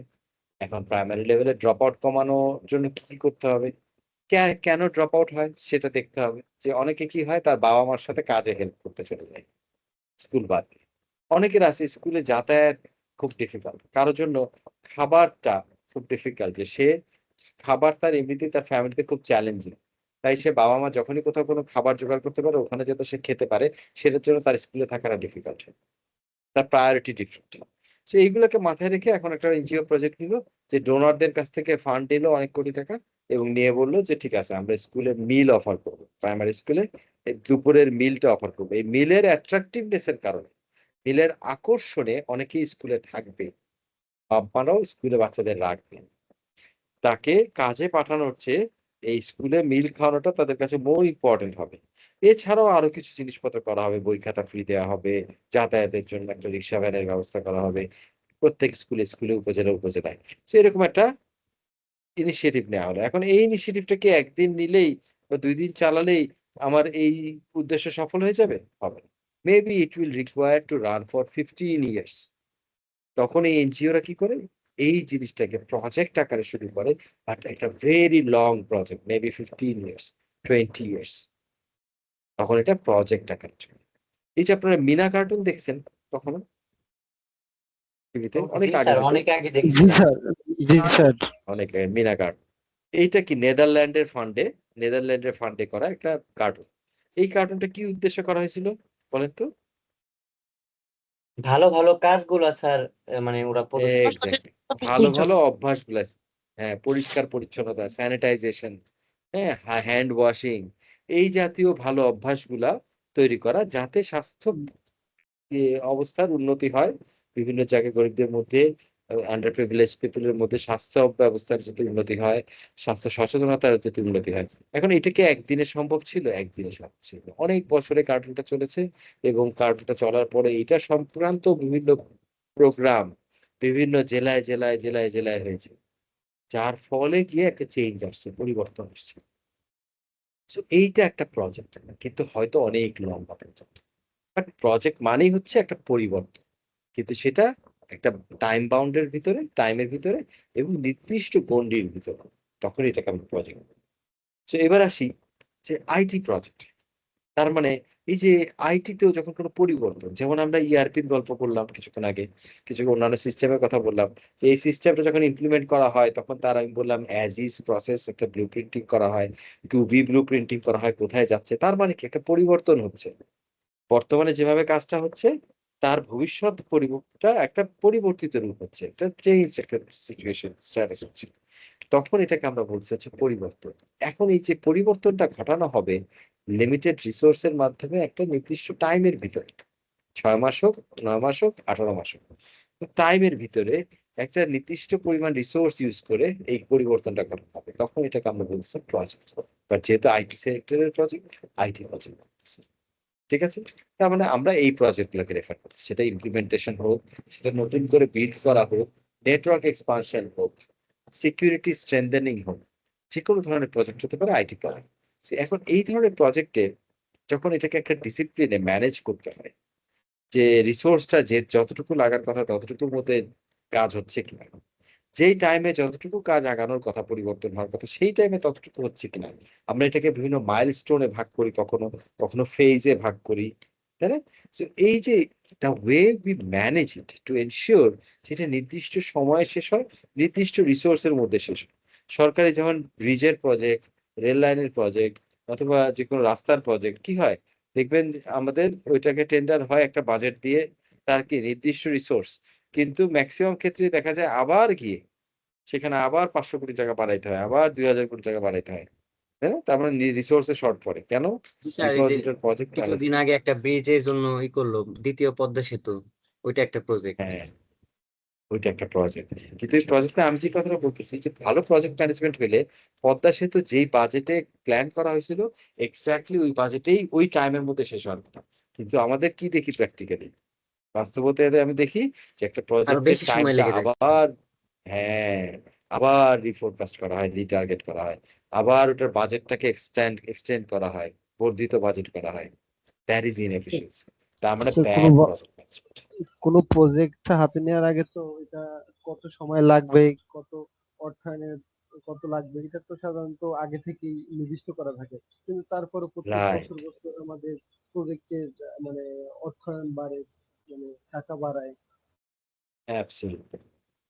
এটা আসলে অনেক অনেক ইনএফিসিয়েন্সির একটা রেজাল্ট। হ্যাঁ, আমি অনেক কথাটা ইচ্ছা করে বললাম, আসলে আনফরচুনেটলি খুব দুর্ভাগ্য আমাদের। ইনশাল্লাহ একদিন আমরা এই জায়গা থেকে বের হয়ে আসবো আশা করি। যেমন বাংলাদেশে বলা হয়, আমি আমি কিন্তু পলিটিক্যাল ইয়ে থেকে সেন্স থেকে বলতেছি না কথাগুলো, হ্যাঁ, আমি মোর এভাবে বলতেছি যে আনফরচুনেটলি, দুর্ভাগ্যজনক ভাবে যেটা আমরা শুনি মিডিয়াতে, যে পার কিলোমিটার রোড কনস্ট্রাকশন বাংলাদেশে is one of the most expensive in the world. মানে ওয়ার্ল্ডের মধ্যে one of the expensive road construction হচ্ছে বাংলাদেশে। কিন্তু আমরা সবাই জানি কম বেশি কেন এটা এক্সপেন্সিভ, ওই ইনএফিসিয়েন্সি গুলো কোথায়, তাই না? অনেক অনেক ইনএফিসিয়েন্সি অনেক জায়গায়। আপনি অথচ রাস্তার কোয়ালিটি যদি আমরা দেখি, যে বাইরে আপনারা যারা ট্রাভেল করেছেন, আমি যেমন খুব এক্সটেন্সিভলি ট্রাভেল করেছি অনেক কান্ট্রিতে, সো আমি দেখেছি বাইরের রাস্তাগুলা, ইভেন ইভেন আমি যদি বাইরে ইউরোপ আমেরিকা বাদ দিই, হ্যাঁ, ইভেন মিডল ইস্টে আমি রাস্তা দেখেছি, রাস্তা চকচক করে। আর আমি যদি এশিয়ান কান্ট্রিতেও যাই, ইভেন আমি যেমন খুব সারপ্রাইজড হয়েছিলাম ফিলিপিন্সে গিয়ে, হ্যাঁ, ইন্দোনেশিয়া গিয়ে। ইন্দোনেশিয়া তাও মোটামুটি, ফিলিপিন্সের ম্যানিলাতে গিয়ে I was very surprise to see যে ওদের রাস্তার স্ট্যান্ডার্ড, ওদের ইয়ের স্ট্যান্ডার্ড কত হাই হয়ে গেছে। Also they spend less money on per kilometer road construction. So ওই জায়গা থেকে এটা আমাদের জন্য দুর্ভাগ্যজনক, আমরা এখনো ওই সাইকেল থেকে বেরোতে পারি না। ইউরোপ মহাদেশের কিছুটা অবস্থা এরকম। সো আশা করি একদিন ইনশাল্লাহ বেরোবো। বাট আমি যেটা বলছিলাম, যে এই যে এটা ইনএফিসিয়েন্সির কারণে, প্রজেক্ট ম্যানেজমেন্টের ইনএফিসিয়েন্সির কারণেই, হ্যাঁ, এটা করাপশনটাকেও আমি বলছি প্রজেক্ট ম্যানেজমেন্টের inefficiency. So corruption and project ম্যানেজমেন্টের ইনএফিসিয়েন্সির কারণে আমাদের প্রজেক্ট গুলাতে দেখা যায় আমরা লিমিটেড টাইম অ্যান্ড লিমিটেড রিসোর্সটাকে ওই লিমিটের মধ্যে মেনটেন করতে পারি না, কমপ্লাই করতে পারি না। না, আইটি প্রজেক্টের ক্ষেত্রে আমরা যখন এইটাকে ম্যানেজ করি, তখন আমরা এটা করি প্রজেক্ট ম্যানেজমেন্ট। তার কিছু স্ট্রাকচার থাকে, তার কিছু প্যাটার্ন থাকে, হুম, সেগুলো দিয়ে আমরা project management. Sorry, just give me a second.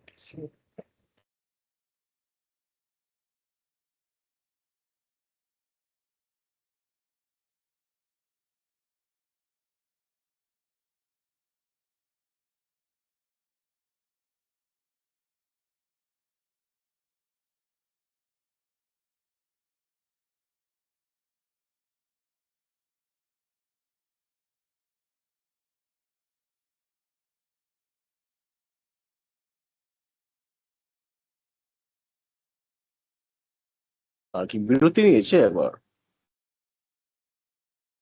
না না না বিরক্ত নিচ্ছে একবার।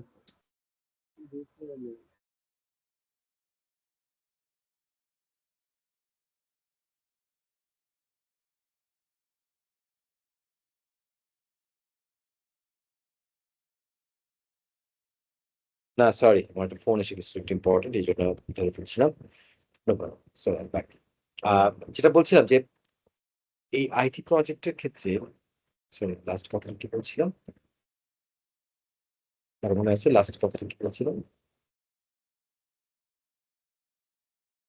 আচ্ছা, এনিওয়েজ, সো আমরা আইটি প্রজেক্টের প্রজেক্ট ক্ষেত্রে যেটা বলছি, ম্যানেজমেন্ট। হ্যাঁ, প্রজেক্ট সময় ম্যানেজমেন্টের কথা বলছিলাম, যে একটা একটা নির্দিষ্ট স্ট্রাকচার থাকে, একটা কি কি কি ধাপে আমরা করবো, হ্যাঁ, সেটার কিছু মেথোডোলজি থাকে। প্রজেক্ট ম্যানেজমেন্ট একটা ডিসিপ্লিন, সেই ডিসিপ্লিনের মাধ্যমে আমরা লিমিটেড রিসোর্স লিমিটেড টাইমের মধ্যে ইউজ করে রেজাল্টে পৌঁছতে পারি। That is about project. Now project management আমরা বুঝলাম, হোয়াট ইজ প্রজেক্ট গভর্নেন্স? আচ্ছা, প্রথমত গভর্নেন্স কি জিনিস আপনারা কে বলতে পারবেন? কোন আইডিয়া গভর্নেন্স কি জিনিস? যখন গভর্নেন্স ওয়ার্ডটা আমরা বলি, সরকার যে প্রজেক্ট অনুমোদন করে। স্যার, একটা কোম্পানি শাসন ব্যবস্থা, তাই না? শাসন ব্যবস্থা, ওকে, আরেকটু ডিটেইল। যখন আপনি বলছেন শাসন ব্যবস্থা, আপনি ওটা বলতে কি বোঝাচ্ছেন? যদি আমি সরকার যে শাসন ব্যবস্থা, পরিচালনা, নিয়ন্ত্রণ। একটা কোম্পানি কিভাবে চলবে না চলবে এটার যে একটা এস্টিমেট করা। আচ্ছা, ঠিক রুলস আছে, রেগুলেশন। তাহলে ধরেন একটা কোম্পানির সিইও, চিফ এক্সিকিউটিভ অফিসার, সেই তো কোম্পানিকে শাসন করে, কিভাবে চলবে, পরিচালনা করে, নাকি? It depends. অনেক সময় বোর্ড থাকে, শেষ করুন। পরিচালনা পর্ষদ থাকে। ওয়ান্ডারফুল। আরেকজন কি বলছিলেন?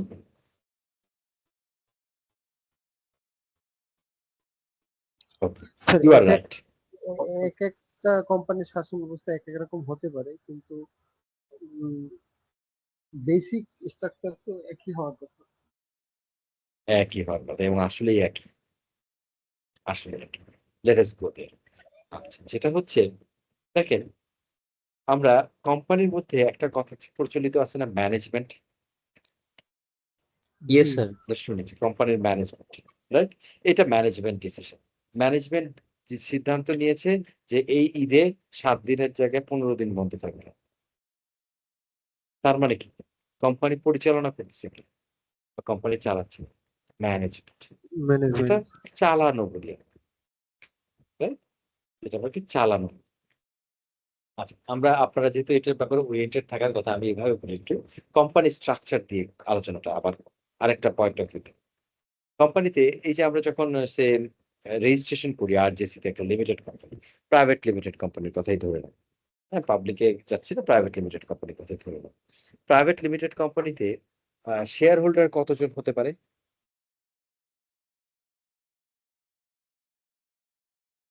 কোন আইডিয়া? স্যার, দুইজন দুই থেকে দুই 50 থেকে সর্বনিম্ন 50 দুই স্যার, থেকে সর্বোচ্চ 50 50 জন। জন স্যার। ওয়ান্ডারফুল। 2 থেকে 50 জন। ধরেন এখানে একটা প্রাইভেট লিমিটেড কোম্পানি 50 জন শেয়ার হোল্ডার আছে, তার মানে কি 50 জনই ডাইরেক্টর? না স্যার নো স্যার। 50 জন ডাইরেক্টর। আমরা মেমোরেন্ডাম অফ আর্টিকেলে বা অ্যাসোসিয়েশন আর্টিকেলে, আর্টিকেল অফ অ্যাসোসিয়েশন বা মেমোরেন্ডাম অফ অ্যাসোসিয়েশনে আমরা কি করব, ডিফাইন করে দিব যে এই কোম্পানিতে কতজন পর্যন্ত ডাইরেক্টর হয়, তার উপরে বেস করে ওই কোম্পানিতে অ্যালাউড ডাইরেক্টর হবে, রাইট?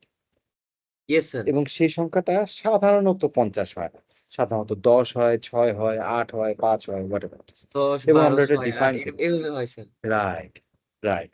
ওইটা আমরা আবার ফর্ম 12 বলে একটা ফর্ম আছে RJC, সেই ফর্ম 12 জি এ আমরা স্যার, ফর্ম ডাইরেক্টর 12। লিস্ট দিয়ে দিই, ফর্ম জি 12 আমরা ডাইরেক্টর লিস্ট দিয়ে দিই, তাই না? জি সেখানে স্যার, আমরা জি বলে স্যার। দিই যে এই মোমেন্টে অ্যাক্টিভ ডাইরেক্টর কে কে, সেই ডাইরেক্টরের আবার মেয়াদ থাকে।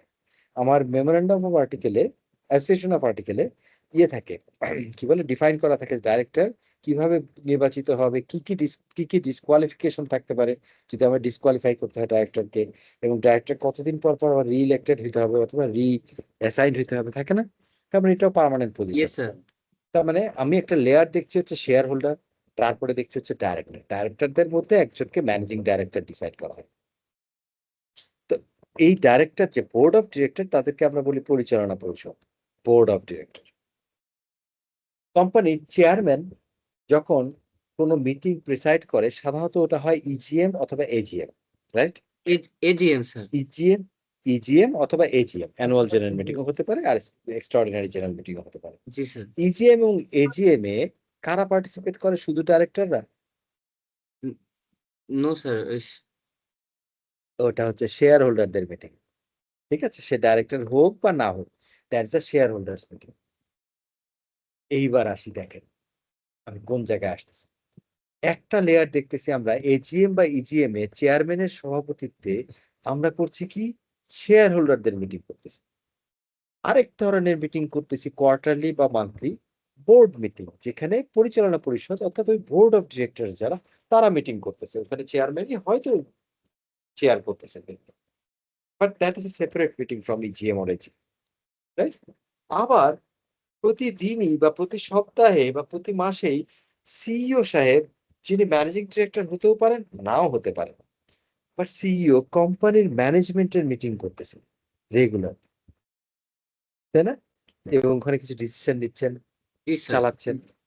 তার আমি মানে দেখেছি স্যার, তিনটা, সিইও এন্ড ম্যানেজিং ডিরেক্টর একটা পোস্টে জি, একজনই থাকে। এটা সবসময় হতেই হবে এমন কোনো কথা নেই, হ্যাঁ? এটা ম্যানেজিং ডিরেক্টর স্যার। CEO নাও হতে পারে, কোনো প্রবলেম নেই, বাট লিগালি ম্যানেজিং ডিরেক্টর সব অথরিটি থাকে, যেটা উনি ডেলিগেট করেন CEO কে, যদি CEO অন্য কেউ হয়ে থাকে, ঠিক আছে? বাট সাধারণত ঠিক আছে আমরা স্যার। বেশি দেখি একই ব্যক্তি। এনিওয়েজ, সো আমি যেটা বলছিলাম যে এক লেভেলে ডিসিশন মেকিং হচ্ছে ম্যানেজমেন্ট ডিসিশন, তারপর লেভেলে হচ্ছে বোর্ড লেভেলে, তারপরে এক ধরনের ডিসিশন হচ্ছে যেটা শেয়ার হোল্ডার ছাড়া কেউ নিতে পারে না, EGM AGM এ। সাধারণত EGM এ কি ধরনের ডিসিশন নেওয়া হয়? যেগুলাতে প্রত্যেক শেয়ার হোল্ডারের স্বার্থ সংক্রান্ত পরিবর্তন আলোচনা করা হচ্ছে, নতুন ইনভেস্টমেন্ট নেওয়া হচ্ছে, নতুন শেয়ার হোল্ডার নেওয়া হচ্ছে, কোন শেয়ার হোল্ডার তার শেয়ার ছেড়ে দিতে চাচ্ছে, অথবা কোম্পানির ভ্যালুয়েশন কমপ্লিটলি চেঞ্জ করা হচ্ছে। এই ধরনের কোনো ডিসিশন শেয়ার হোল্ডাররা নিতে পারে, এটা বোর্ড অফ ডিরেক্টররা নিতে পারে না। আবার বোর্ড অফ ডিরেক্টররা কিছু ডিসিশন নেয় যেটা ম্যানেজমেন্ট নিতে পারে না, যেমন আমি অডিট কমিটি এমপ্লয় করব, যে ম্যানেজমেন্টকে অডিট করব, সেটা যদি আমি ম্যানেজমেন্টের হাতেই ছেড়ে দিই, that would not be appropriate, তাহলে ওটা বোর্ড লেভেল ডিসিশন হচ্ছে। সো একটা অর্গানাইজেশন স্ট্রাকচারে আমরা এই ধরনের লেয়ার দেখতেন। সো প্রজেক্ট ম্যানেজমেন্টও ঠিক সেরকম। আমি এই উদাহরণটা, অ্যানালজিটা এই কারণে দিলাম, মানে ফটের ক্ল্যারিটির জন্য, এরপরে এবার যদি আমরা যদি প্রজেক্টের ক্ষেত্রে দেখি, একটা প্রজেক্টে দুই ধরনের ডিসিশন হয় বা মাল্টিপল ধরনের ডিসিশন হতে পারে। একটা হতে পারে প্ল্যানে আছে, সবকিছু আছে, আজকে করব না কালকে করব, এই লেবার আজকে আসে নাই, ওই ওয়ার্কার আসছে, এই ওয়ার্কারের কাজটা আগে করে ফেলি, ওইটা পরে করবো। এই ধরনের ডিসিশনের জন্য অনেক সময় প্রজেক্ট ম্যানেজারেরও প্রয়োজন হয়। প্রজেক্টের যে টিম মেম্বাররা থাকে বা যেই দায়িত্বে যে আছে প্রজেক্টের যে অংশে, সে নিজের ক্ষমতা বলেই বা নিজের আয়ত্তের মধ্যে ওই ধরনের ডিসিশন নিতে পারে। This more operational decision in project. Then আরেক ধরনের ডিসিশন হচ্ছে প্রজেক্ট ম্যানেজমেন্ট ডিসিশন বা প্রজেক্ট ম্যানেজমেন্ট মনিটরিং। সেটা কি?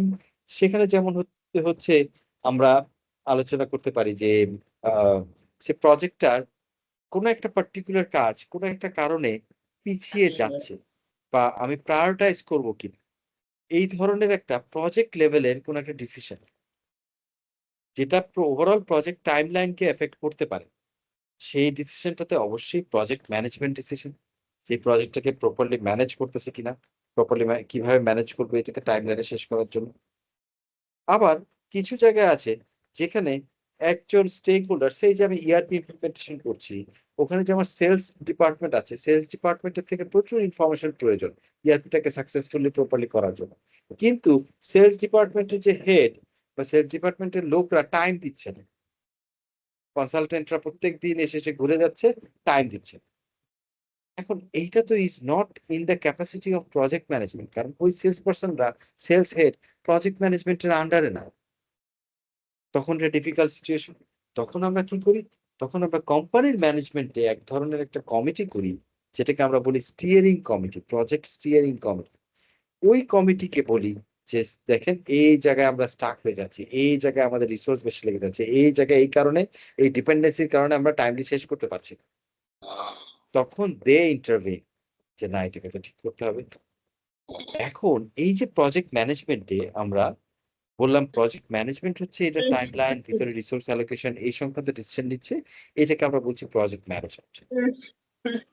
আবার প্রজেক্টটা ঠিক মতো চলতেছে কিনা, কোম্পানির উদ্দেশ্য ঠিক মতো ফুলফিল হচ্ছে কিনা, এইটা দেখার জন্য একটা সিনিয়র লেভেলে, একটা কোম্পানি লেভেলে একটা কমিটি গঠন করে দিছি, যেটাকে বলছি প্রজেক্ট স্টিয়ারিং কমিটি, যারা মাসে একবার বসে প্রজেক্ট ম্যানেজারকে কোশ্চেন করতেছে যে তোমার তো এই মাসের মধ্যে এই 3টা মাইলস্টোন কমপ্লিট করার কথা ছিল, সেটা শেষ হয়নি কেন, সেটা তোমার ক্যাচ আপ করতে নেক্সট মাসে কি লাগবে, কেন হবে, কোথায় আটকে আছে প্রজেক্ট, এই জাতীয় কোশ্চেন করবে, হেল্প করবে ক্রস ফাংশনাল রিসোর্স অ্যালোকেশনে। ওইটা হচ্ছে কি আমরা বলছি প্রজেক্ট গভর্নেন্স, অর্থাৎ ম্যানেজমেন্টের উপরে আমরা একটা গভর্নেন্স লেয়ার দিতেছি। ঠিক সেরকম ম্যানেজমেন্ট, কোম্পানি ম্যানেজমেন্টের উপরে বোর্ড হচ্ছে গিয়ে generally the governance. Share holders are not governance. Share holder হচ্ছে কি তাদের স্বার্থ সংক্রান্ত পরিবর্তনে তারা ভোট দেয়। They are the ultimate stakeholders. They vote to preserve their rights. But company direction এ তারা ইনফ্লুয়েন্স করে। On the other hand, board is the committee, is the team, is the governance layer, যারা ম্যানেজমেন্টের উপরে oversight করে। ঠিক সেরকম project ম্যানেজমেন্টের উপরে প্রজেক্ট গভর্নেন্স ওভারসাইট। এটা এখন গভর্নমেন্টে হইতে পারে, পাবলিক সেক্টরে, এটা হইতে পারে প্রাইভেট সেক্টরে, এটা হতে পারে স্পেসিফিক প্রজেক্ট, এটা হতে পারে একটা অর্গানাইজেশন। গভর্নমেন্টের ক্ষেত্রে গভর্নেন্স কোনটাকে বলে জানেন? গভর্নেন্স বলে হচ্ছে প্রথমত গভর্নমেন্টের অ্যাক্টিভিটি, যে গভর্নেন্স এটা কি অংশে, কিছু অংশে, সবকিছুই অ্যাক্টিভিটি গভর্নেন্স বলে না সাধারণত। গভর্নমেন্টের একটা বড় কাজ হচ্ছে গভর্নেন্স করা, ওভারসাইট করা। গভর্নেন্সটা কোন জায়গায় আসে? যেমন হচ্ছে গিয়ে সে BRT, BTRs, Bangladesh telecom regulatory commission. What do? They govern, they oversee টেলকোরা কিভাবে কাজ করছে, আইপিটিএসপি রা কিভাবে কাজ করছে, আইএসপি রা কিভাবে কাজ করছে, তারা রুল ফলো করছে কিনা, তাদের সমস্ত ট্যাক্স তারা ঠিক মতো দিচ্ছে কিনা, তাদের সমস্ত কমপ্লায়েন্স তারা করতেছে কিনা, তারা প্রাইস ঠিক মতো ম্যানেজ করছে কিনা, তাদের সার্ভিস কোয়ালিটি ঠিক আছে কিনা। সো দে আর গভর্নমেন্টের দিক থেকে এটা হচ্ছে একটা governance. Bangladesh bank is a governance body, তা সে ওভারসি করে ব্যাংকগুলোর অপারেশন। ঠিক আছে? তো এইরকম বিভিন্ন যারা অথরিটি আছে, হ্যাঁ, বেবসা, Bangladesh EPZ authority, export processing zone authority, বেবসা, ওরা এক্সপোর্ট ওরিয়েন্টেড ফ্যাক্টরি যায় অপারেট করে বাংলাদেশে ইকোনমিক জোন গুলাতে, সেইগুলাকে গভর্ন করে, গভর্নেন্স। তার মানে তারা কিন্তু ম্যানেজ করে না, তারা ওভারসাইট। সো গভর্নেন্স বোঝা গেছে। ঠিক সেরকম সংসদ যে আমরা বলি, এই যে সংসদ বলি না, পার্লামেন্টে কি দেখবেন, পার্লামেন্টারি কমিটি থাকে কিছু, দেখেছেন না? একটা পার্লামেন্ট কি, অনেকজন মিনিস্টার থাকে, এমপি থাকে, এমপিরা হচ্ছে শেয়ার হোল্ডারদের মতো, তারা শুধু ভোটাভুটি করে। আর মন্ত্রিসভা হচ্ছে গিয়ে বোর্ডের মতো, তারা হচ্ছে গিয়ে মন্ত্রণালয় চালায়, তারা অপারেশনাল ডিরেক্টিভস দেয়। কিন্তু সেক্রেটারিরা হচ্ছে গিয়ে ম্যানেজমেন্ট, সচিবরা হচ্ছে management. There structure, bureaucratic structure, there is actually management. মন্ত্রী হচ্ছে গিয়ে oversight governance, and shareholders হচ্ছে গিয়ে এমপিরা। এখন মন্ত্রীরা যে তাদের কাজটা ঠিক মতো করতেছে সেইটার জন্য, ওই মন্ত্রণালয় যে কাজ করতেছে ঠিক মতো, আমরা আবার দেখি না সংসদীয় কমিটি, যে পরিবেশ সংক্রান্ত সংসদীয় কমিটি, পরিবেশ মন্ত্রণালয়ের মন্ত্রী ওইটার একজন মেম্বার মাত্র, কিন্তু ওই সংসদীয় কমিটিতে অন্যান্য মন্ত্রী বা এমপি থাকবেন, যারা মিলে একটা ওভারসাইট, তারা তো কখনো ম্যানেজমেন্ট ডিসিশন দিবেন না, তারা ওভারসাইট করবেন, গভর্নেন্স করবেন এই মন্ত্রণালয়। এবার গভর্নেন্স আর ম্যানেজমেন্টের মধ্যে পার্থক্য এবং দুইটার মধ্যে সম্পর্কটা বোঝা গেছে কিভাবে হয়। Yes sir. সো ঠিক সেরকম আমি হয় কি, যখনই অপরচুনিটি হবে এরকম কোনো টার্ম ক্ল্যারিফাই করার, আমি করে দিব আর কি। সো এটা might not be always related to IT, but I hope ওটা আপনাদের ইউজফুল হবে, কনসেপ্টগুলো মনে রাখতে সুবিধা হবে।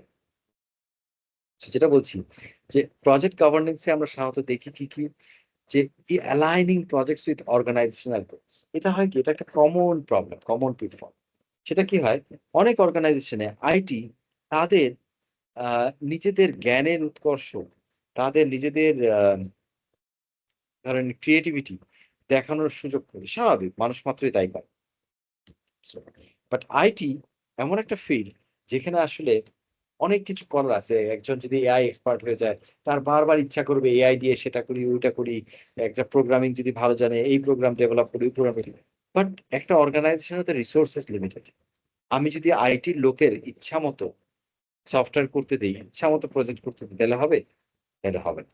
There has to be someone, somebody who will oversee and ensure যে আইটি তার রিসোর্স টাইম এঙ্গেজ করতেছে on things that are meaningful for the organization, অর্গানাইজেশনের গোলের সাথে যেটা অ্যালাইন্ড।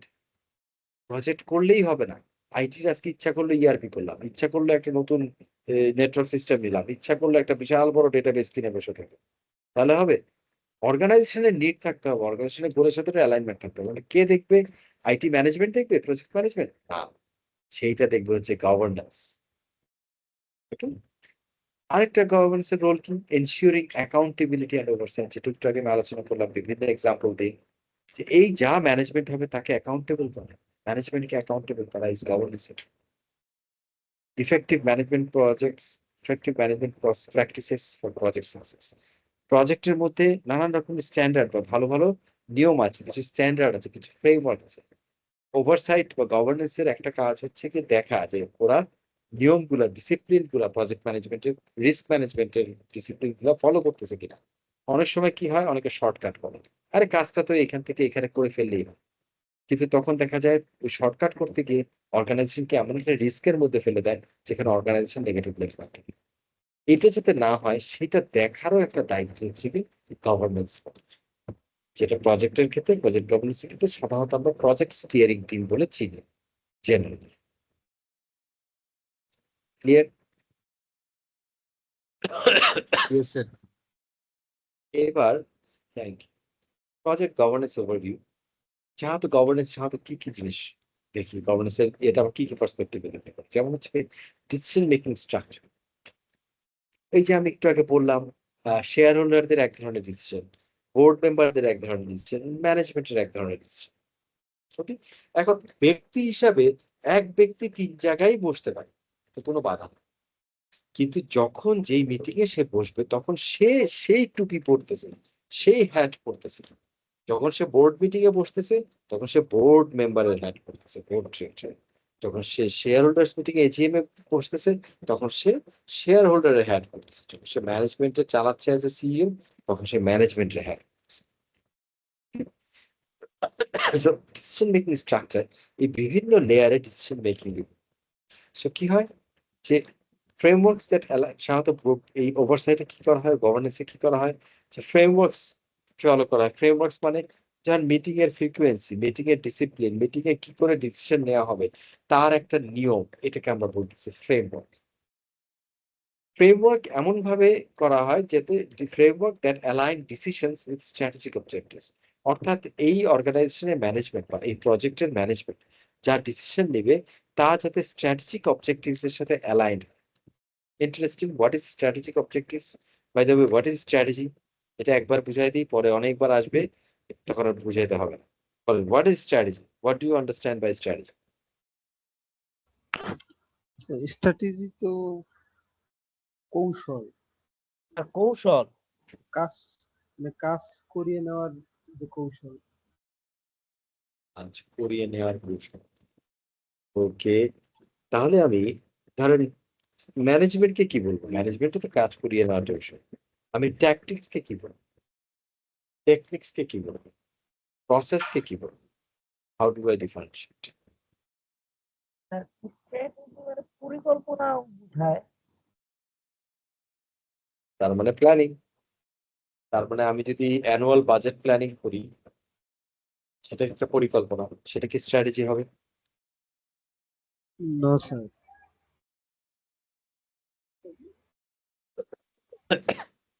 আর কি হতে পারে?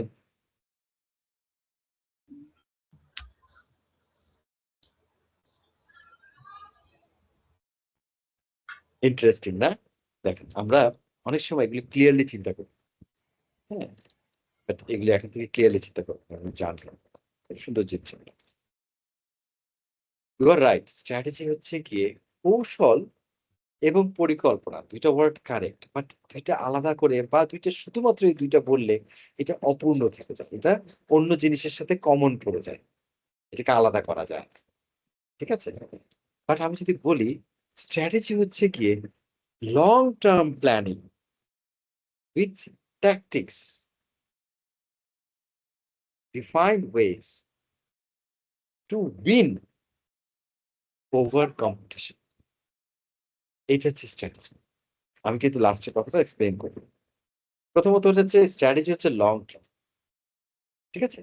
এটা শর্ট টার্ম, আমার কাজটা কিভাবে করে করতে হবে, এটা ডান দিক দিয়ে ঘষা দিলে ঠিক হবে না বাম দিক দিয়ে ঘষা দিলে ঠিক হবে, এটা মেয়ারলি একটা ওয়ার্কার লেভেল অপারেশনাল ট্যাকটিক বা টেকনিক, ওটাকে কখনো আমরা স্ট্র্যাটেজি বলতে পারবো না, ওই কৌশলকে। আবার যে কোনো প্ল্যানিংকে স্ট্র্যাটেজি বলতে পারবো।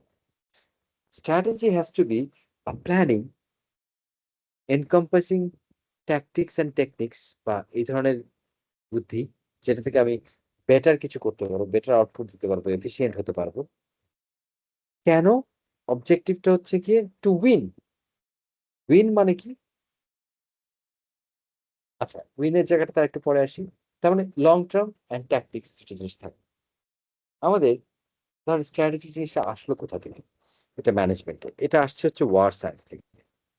ম্যানেজমেন্টের কিন্তু প্রচুর থিওরি, প্রচুর ফিলোসফি কিন্তু যুদ্ধে, আর্মি, মিলিটারি, এটা জানেন কিনা জানি না, হ্যাঁ, মোটিভেশন থিওরি বলেন বা অনেক ধরনের পারফরমেন্স ম্যানেজমেন্ট থিওরি বলেন, এগুলো কিন্তু অনেক কিছু আসছে হচ্ছে মিলিটারি প্র্যাকটিস থেকে, হ্যাঁ, ওয়ার থেকে। ঠিক সেরকম স্ট্র্যাটেজিও আসলে ওয়ার থেকে আসছে। এই স্ট্র্যাটেজিটা ওয়ারে দেখবেন যুদ্ধ পরিকল্পনা থাকে না, যে রণকৌশল। কিভাবে একটা রণকৌশল। এখন রণকৌশল বললেও আবার কনফিউজিং, রণকৌশলের মধ্যে ওয়ার টেকনিক্স ট্যাকটিক্স ইয়ে হয়, বাট এই কৌশলটা সেরকম। যেমন দেখবেন কোনো বড় মুভিতে বা পুরানো দিনে রাজা মহারাজাদের মুভিতে অনেক সময় দেখবেন যে সবাই দাঁড়ায় আছে একটা ম্যাপের চারিদিকে, এখন যুদ্ধের প্ল্যান করতেছে, তখন যে রাজা, সে সেনাপতি সবাইকে নিয়ে সেনাপতি এক্সপ্লেন করতেছে রাজার কাছে যে এই জায়গায় আমাদের, এই জায়গায় আমরা একটা ঘাঁটি তৈরি করবো, বেস তৈরি করবো, এবং এই নদীটা থেকে ওদের ইম্পর্টেন্ট খাবার দাবার সাপ্লাই যায়, এই নদীটাতে আস্তে আস্তে চেকপোস্ট বসানো শুরু করবো, এবং চেকপোস্ট বসাতে যাতে বাধা না দেয় সেই জন্য নদীর ওই পারে যারা আছে তাদের সাথে আমরা সন্ধি করব, আর তাদের সাথে আমরা এগ্রিমেন্ট করব, সন্ধি করব, যে তাদেরকে আমরা আমাদের হাতে আনবো, তাদেরকে আমরা বন্ধু বানাবো, তাতে তারা আমাদেরকে কখনো বাধা দিবে না নদীর উপরে বাদ দেওয়ার জন্য, নদীর উপরে চেক পয়েন্ট করার জন্য। আমি হাইপোথেটিক্যালি বলছি। তারপরে আমরা একদল আর্মি পাঠাবো পুরা উত্তরে, উত্তরে হাইল্যান্ডস থেকে আমাদের শত্রুদেরকে তাড়া করে এদিকে নিয়ে আসবো। এদিকে নিয়ে আসলে তখন এই সাউথে এই পাহাড়গুলার ঘাড়ে আমরা যে বেস গুলো তৈরি করবো সেখান থেকে আমরা পুরো অ্যাটাকটা করতে পারবো, তখন আমরা তাদেরকে যুদ্ধে হারাতে পারবো। এই যে একটা প্ল্যান, এই প্ল্যানের মধ্যে অনেকগুলো জিনিস ইনভলভ, এবং এটা লং টার্ম। বেস গুলা তৈরি করা, তাদের সাথে সন্ধি করা, আবার ওখানে গিয়ে আর্মির স্ট্রেংথ গ্রো করা, এখানে আমরা নতুন আর্মি তৈরি করা, এটা এসে দেখা যায় কি এই যুদ্ধগুলা আমরা মুভিতে অনেক কম সময়ের দিকে মনে হয় যেন এই যুদ্ধটা প্ল্যানিং হয়েছিল 2 ঘন্টা আগে, 2 ঘন্টা ধরে যুদ্ধ করে 2 ঘন্টা শেষ করে ফেললো। আসলে এগুলো বছরে পর বছর যায় এই ধরনের যুদ্ধ। যুদ্ধ সাধারণত বলা হয় যে এই যে বাংলাদেশের যে 1971-এ আমাদের যে মুক্তিযুদ্ধ, ইট ইজ ওয়ার্ল্ড এর ওয়ান অফ দ্য শর্টেস্ট যুদ্ধ। এটা কি জানেন? খুব শর্ট একটা যুদ্ধ, যে শর্ট যুদ্ধ ডেফিনেশনে পড়ে 9 মাস। সাধারণত যুদ্ধ 10 বছর 15 বছর ধরে চলে, 8 বছর 10 বছর নয়, আগে আরো বেশি সময় হচ্ছে।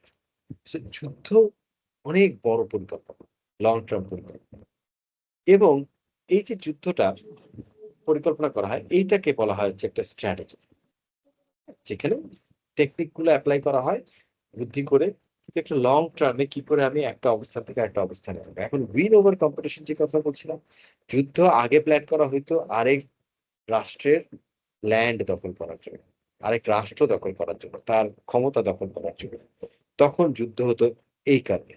তার মানে কি টু উইন, এখানে উইন আর লুজ থাকতো। So someone plans for winning. স্ট্র্যাটেজিতে আমরা উইন করি হচ্ছে বিজনেসে, আমরা উইন করি হচ্ছে কম্পিটিশনে, কি মার্কেট শেয়ার। আমি এখন বিস্কিট ফ্যাক্টরি আছে, আমার একটা বিস্কিটের ব্র্যান্ড আছে, কথা সেই ব্র্যান্ডের বিস্কিটটা ওই পার্টিকুলার বিস্কিটের মার্কেটের সে 15% মার্কেট শেয়ার হল।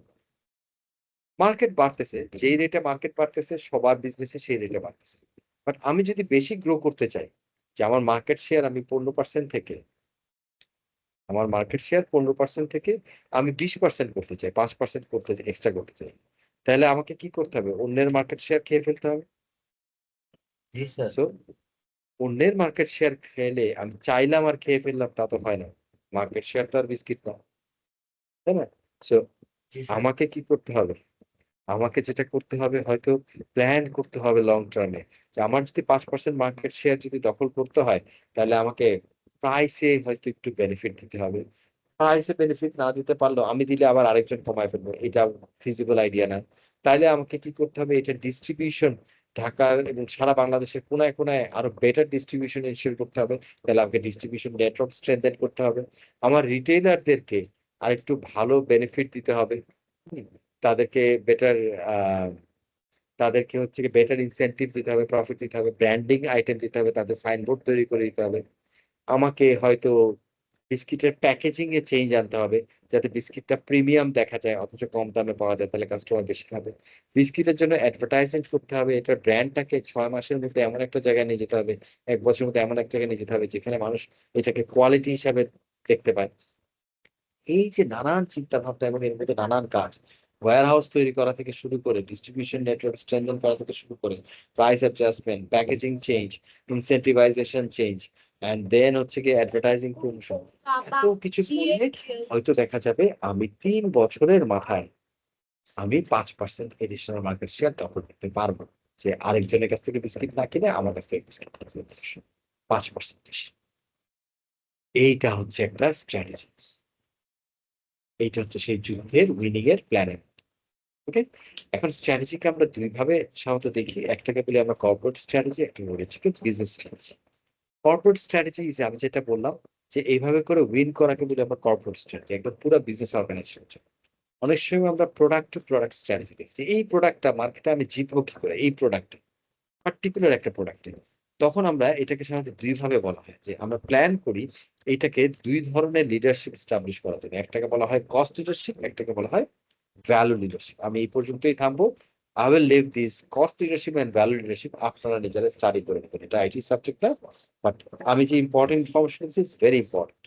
আপনারা দেখবেন বিজনেস স্ট্র্যাটেজিতে কস্ট লিডারশিপ কি, ভ্যালু লিডারশিপ কি, কিভাবে অ্যাচিভ করে। আমরা বলি না কম্পিটিটিভ এজ, কম্পিটিটিভ এজ কে আমরা ক্যালকুলেট করি ইভিএ, ইকোনমিক ভ্যালু এডিশন বলে একটা ফর্মুলা আছে, ঠিক আছে? সেইটা আমরা অ্যাপ্লাই করে কম্পিটিটিভ এজ মেজার করি। So, এই জিনিসটা আপনারা স্টাডি করবেন, পরে এক সময় সাইড স্টাডি হিসাবে নিজেদের ইন্টারেস্টে নিজেদের স্বার্থে স্টাডি করবেন, ঠিক আছে? সো আমি এই পর্যন্ত রাখলাম। তো স্ট্র্যাটেজি আমি যেটা বলতে চাচ্ছিলাম, strategy is a long term plan to win over competition. Now এই জায়গায় যখন আমরা বলতেছি যে frameworks that align decisions with strategic objectives, তার মানে ওই যে স্ট্র্যাটেজি প্ল্যানের যে অবজেক্টিভ আছে সেটার বাইরে গেলে তো হবে না, ইনএফিশিয়েন্ট হয়ে যাবে অর্গানাইজেশন। তার মানে আমার আইটি ডিসিশন, প্রজেক্টের ডিসিশন গুলো স্ট্র্যাটেজিক অবজেক্টিভস সাথে অ্যালাইন কিনা সেটা কারা দেখে? স্টিয়ারিং কমিটি দেখে বা ওভারসাইট বোর্ড তারা দেখে। প্রজেক্টের এটা গভর্নেন্সের একটা অ্যাক্টিভিটি। রোল অ্যান্ড অ্যাকাউন্টেবিলিটি, তারা কমপ্লিটলি এই গভর্নেন্স প্রসেসটা এক কিছু লেয়ারে রোল তৈরি করে দেয়। যেমন স্পন্সর, স্পন্সর হচ্ছে কি প্রজেক্টের ওনার, সাধারণত কোম্পানির এমডি, কোম্পানির সিইও অথবা খুব সিনিয়র কেউ মার্কেটিং ডিভিশনের বা একটা বিজনেস ডিভিশনের হেড, তারা ওই বিজনেসের প্রজেক্টের ওনার হয়। তা সে, কারণ তার অ্যাকাউন্টেবিলিটি হচ্ছে গিয়ে যে আলটিমেটলি বিজনেসের বেনিফিট এনশিওর করা, সুতরাং তার কাছেই গিয়ে সবকিছু কেন্দ্রীভূত হয়। তাকে আমরা বলি স্পন্সর। সে হচ্ছে প্রজেক্টটা স্পন্সর। সে অ্যাপ্রুভ করছে যে এই প্রজেক্টটা 6 মাসে করলে হবে। সে অ্যাপ্রুভ করেছেন যে এই প্রজেক্টটাতে আমি 5 কোটি টাকা খরচ করতে দিব। That individual or that role is called sponsor.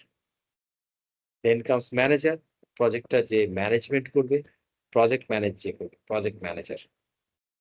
And finally the project team, যারা প্রজেক্টটাতে কাজ করছে ভিতরে। এনাদের প্রত্যেকের রোল গুলা কি হবে, কতটুকু অথরিটি হবে, তাদের অ্যাকাউন্টেবিলিটি, ডেলিভারেবল অ্যাকাউন্টেবিলিটি কি হবে, এইটা ডিফাইন করাও একটা গভর্নেন্সের কাজ। দেন গভর্নেন্সের কাজ হচ্ছে স্টেক হোল্ডার এঙ্গেজমেন্ট। আমি ওই যে একটা এক্সাম্পল দিলাম যে সেলস এর লোক সময় দিচ্ছে না, তাই প্রজেক্ট পিছায় যাচ্ছে। এখন এটা কে? স্টেক হোল্ডার এঙ্গেজমেন্ট কে ইনশিওর করে দিবে? প্রজেক্ট গভর্নেন্স ইনশিওর করে দিবে। স্টিয়ারিং কমিটি বলবে যে ভাই হেড অফ সেলস, কেন ভাই আপনি ওদেরকে লোক দিচ্ছেন না? এই project is important for the company. এই প্রজেক্ট শেষ করতে পারলে আমরা আমাদের মার্কেট শেয়ার নিয়ে এডিশনাল 3% অ্যাকোয়ার করতে পারবো, তাহলে এটা আমাদের কোম্পানি বেনিফিট। সেখানে আপনি বাধা দিচ্ছেন। আপনার সেলস এর লোক আজকের সেলস এর জন্য খালি দৌড়ায় বেড়াচ্ছে, কালকের ভবিষ্যতে যে আমাদের উন্নতি হবে সেটার পিছনে কোনো ইনভেস্ট করতেছে না। আপনাকে এটা ব্যালেন্স করতে পারতে হবে। আপনার সেলস এর ওই দুইজনকে নেক্সট 2 সপ্তাহ এখানে এঙ্গেজ করেন। এই যে স্টেক হোল্ডার এঙ্গেজমেন্ট এনশিওর করে দিল, কে করে দিল? গভর্নেন্স টিম করে দিল, গভর্নেন্স কমিটি করে দিল। ঠিক আছে, plus regular stakeholder meeting, যেখান থেকে আমরা এটার বেনিফিট এবং রিস্ক গুলো অ্যাসেস করতে পারবো।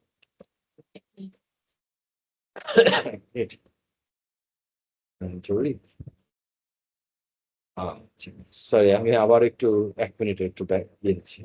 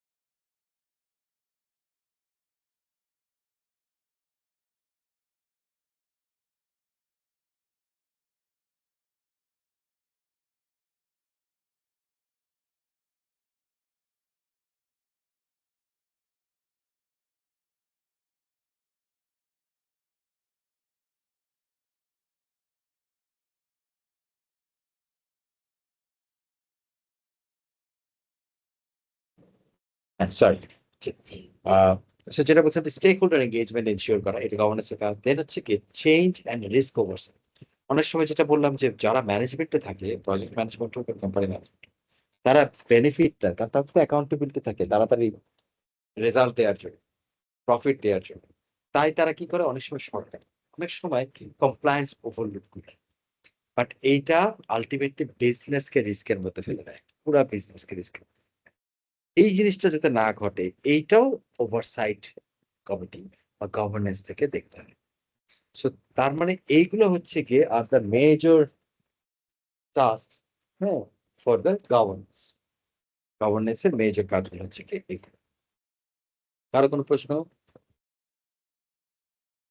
স্যার স্ট্র্যাটেজিক অবজেক্টিভ তাহলে কি একটা কোম্পানি মানে লং টার্ম যে প্ল্যান করে ওরা, ওই লং টার্ম প্ল্যান করে হচ্ছে কোনো কিছু মানে 5 বছর পর কোম্পানিটা কোথায় পৌঁছাবে বা কি অর্জন করবে, এটা স্ট্রাকচারালি ওই প্ল্যান অনুযায়ী কাজ করার প্রক্রিয়াকে বোঝায় কি? আচ্ছা, ঠিক আছে, important question, very good, thank you. আমি যদি এভাবে বলি, এই যে আমরা যখন আচ্ছা যুদ্ধের কথা বলছিলাম, ঠিক আছে, আপনারা এই দেখেন দুইটা ওয়ার্ড আমি বলি, ওয়ার আর ব্যাটল, দুইটার মানেই কিন্তু যুদ্ধ, তাই না? ওয়ার জি আর স্যার। ব্যাটল। এখন ওয়ার কোনটা, ব্যাটল কোনটা?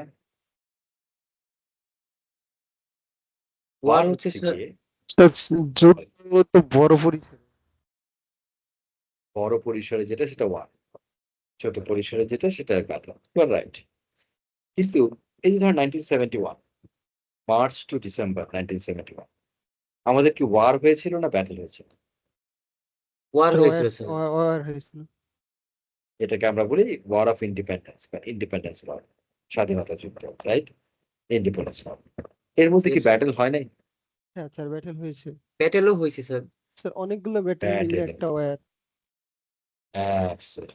একটা ওয়ারের ভিতরে অনেকগুলো ব্যাটেল থাকে। ব্যাটেল গুলা কিরকম, যেমন নরসিংদীতে রেল লাইনের যে ব্রিজ আছে, এখান দিয়ে পাক আর্মি খাবার দাবার বা রসদ এবং অস্ত্র সাপ্লাই যাবে, এটাকে বন্ধ করে দিতে পারলে সিলেটের দিকে পাক আর্মি উইক হয়ে যাবে। So, এই নরসিংদীতে যদি ওই ব্রিজটা উড়ায় দেয়া যায়, যেটা ইজ হেভিলি গার্ডেড, হ্যাঁ, একটা ব্রিজ, তাহলে সিলেটের দিকে পাক আর্মিরা সরে আসতে বাধ্য হবে।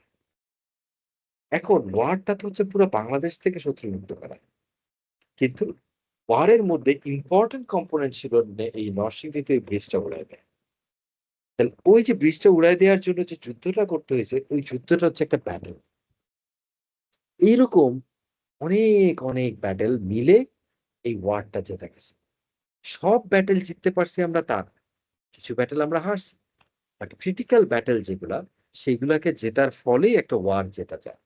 তার মানে যখন একটা যুদ্ধ হয়, একটা ওয়ার হয়, ইট ইজ নট নেসেসারি একটা যুদ্ধ, যে আমি আজকে শুরু করলাম, যুদ্ধ করা শুরু করলাম, যুদ্ধ করতে করতে করতে করতে 9 মাস পরে স্বাধীন হলাম। It's not like that. একটা যুদ্ধ শুরু হয়েছে এবং যুদ্ধের সঙ্গে সঙ্গে নানান জায়গায় এটাকে জেতার জন্য যে ব্যাটেল গুলো প্রয়োজন, সেই ব্যাটেল গুলো প্ল্যান করা হয়েছে, সেই ব্যাটেল গুলা জেতা হয়েছে। এইবার স্ট্র্যাটেজি, বিজনেস স্ট্র্যাটেজিতে আমি যখন বললাম যে মার্কেট শেয়ার এডিশনাল 5% নেব, তখন আমি বললাম আমার ওয়্যার হাউস সেট আপ করতে হবে নতুন। আমি বললাম আমার রিটেইলার যারা যারা দোকানদার, তাদের সাইনবোর্ড দিতে হবে, তাদের ওখানে ব্র্যান্ডিং করতে হবে, তাদেরকে বেশি বেনিফিট দিতে হবে। আমার প্রাইসিং এ কিছু চেঞ্জ আনতে হবে, আমার ইনসেন্টিভে চেঞ্জ আনতে হবে, আমার নতুন সেলস টিম ডিপ্লয় করতে হবে, প্রোডাক্টের প্যাকেজিং চেঞ্জ করতে হবে, প্রোডাকশন বাড়াতে হবে, ক্যাপাসিটি। এখন এই যে প্রতিটা জিনিস বললাম, এগুলো এক একটা ব্যাটেল না? ইয়েস এগুলো এক স্যার। একটা ব্যাটেল। ওয়ারটা হচ্ছে মার্কেট শেয়ার দখল করা, বাট ওটা কখনোই সম্ভব না যদি ভিতরের ব্যাটেল গুলো আমি না জিতি। এই প্রতিটা battle, either this battles are strategic objectives, যে আমার ওয়্যার হাউস এক্সপান্ড করতে হবে, দিস ইজ স্ট্র্যাটেজিক অবজেক্টিভ। আবার এইটা যদি অনেক বড় ব্যাটেল হয়, তার ভিতরেও স্ট্র্যাটেজিক অবজেক্টিভস থাকতে পারে, যে ওয়্যার হাউস বাড়াইতে হইলে আমাকে জমি অধিগ্রহণ করতে হবে, আগে অ্যাকুইজিশন করতে হবে জমি, আমাকে ডিজাইন শেষ করতে হবে যে কিভাবে আমার ওয়্যারহাউস নেটওয়ার্ক হবে, সেটার জন্য আমেরিকান একদল কনসালটেন্টকে নিয়ে। This are strategic objectives. বুঝে গেছে? Yes sir, clear. সো আর কোনো কোশ্চেন এটা থেকে?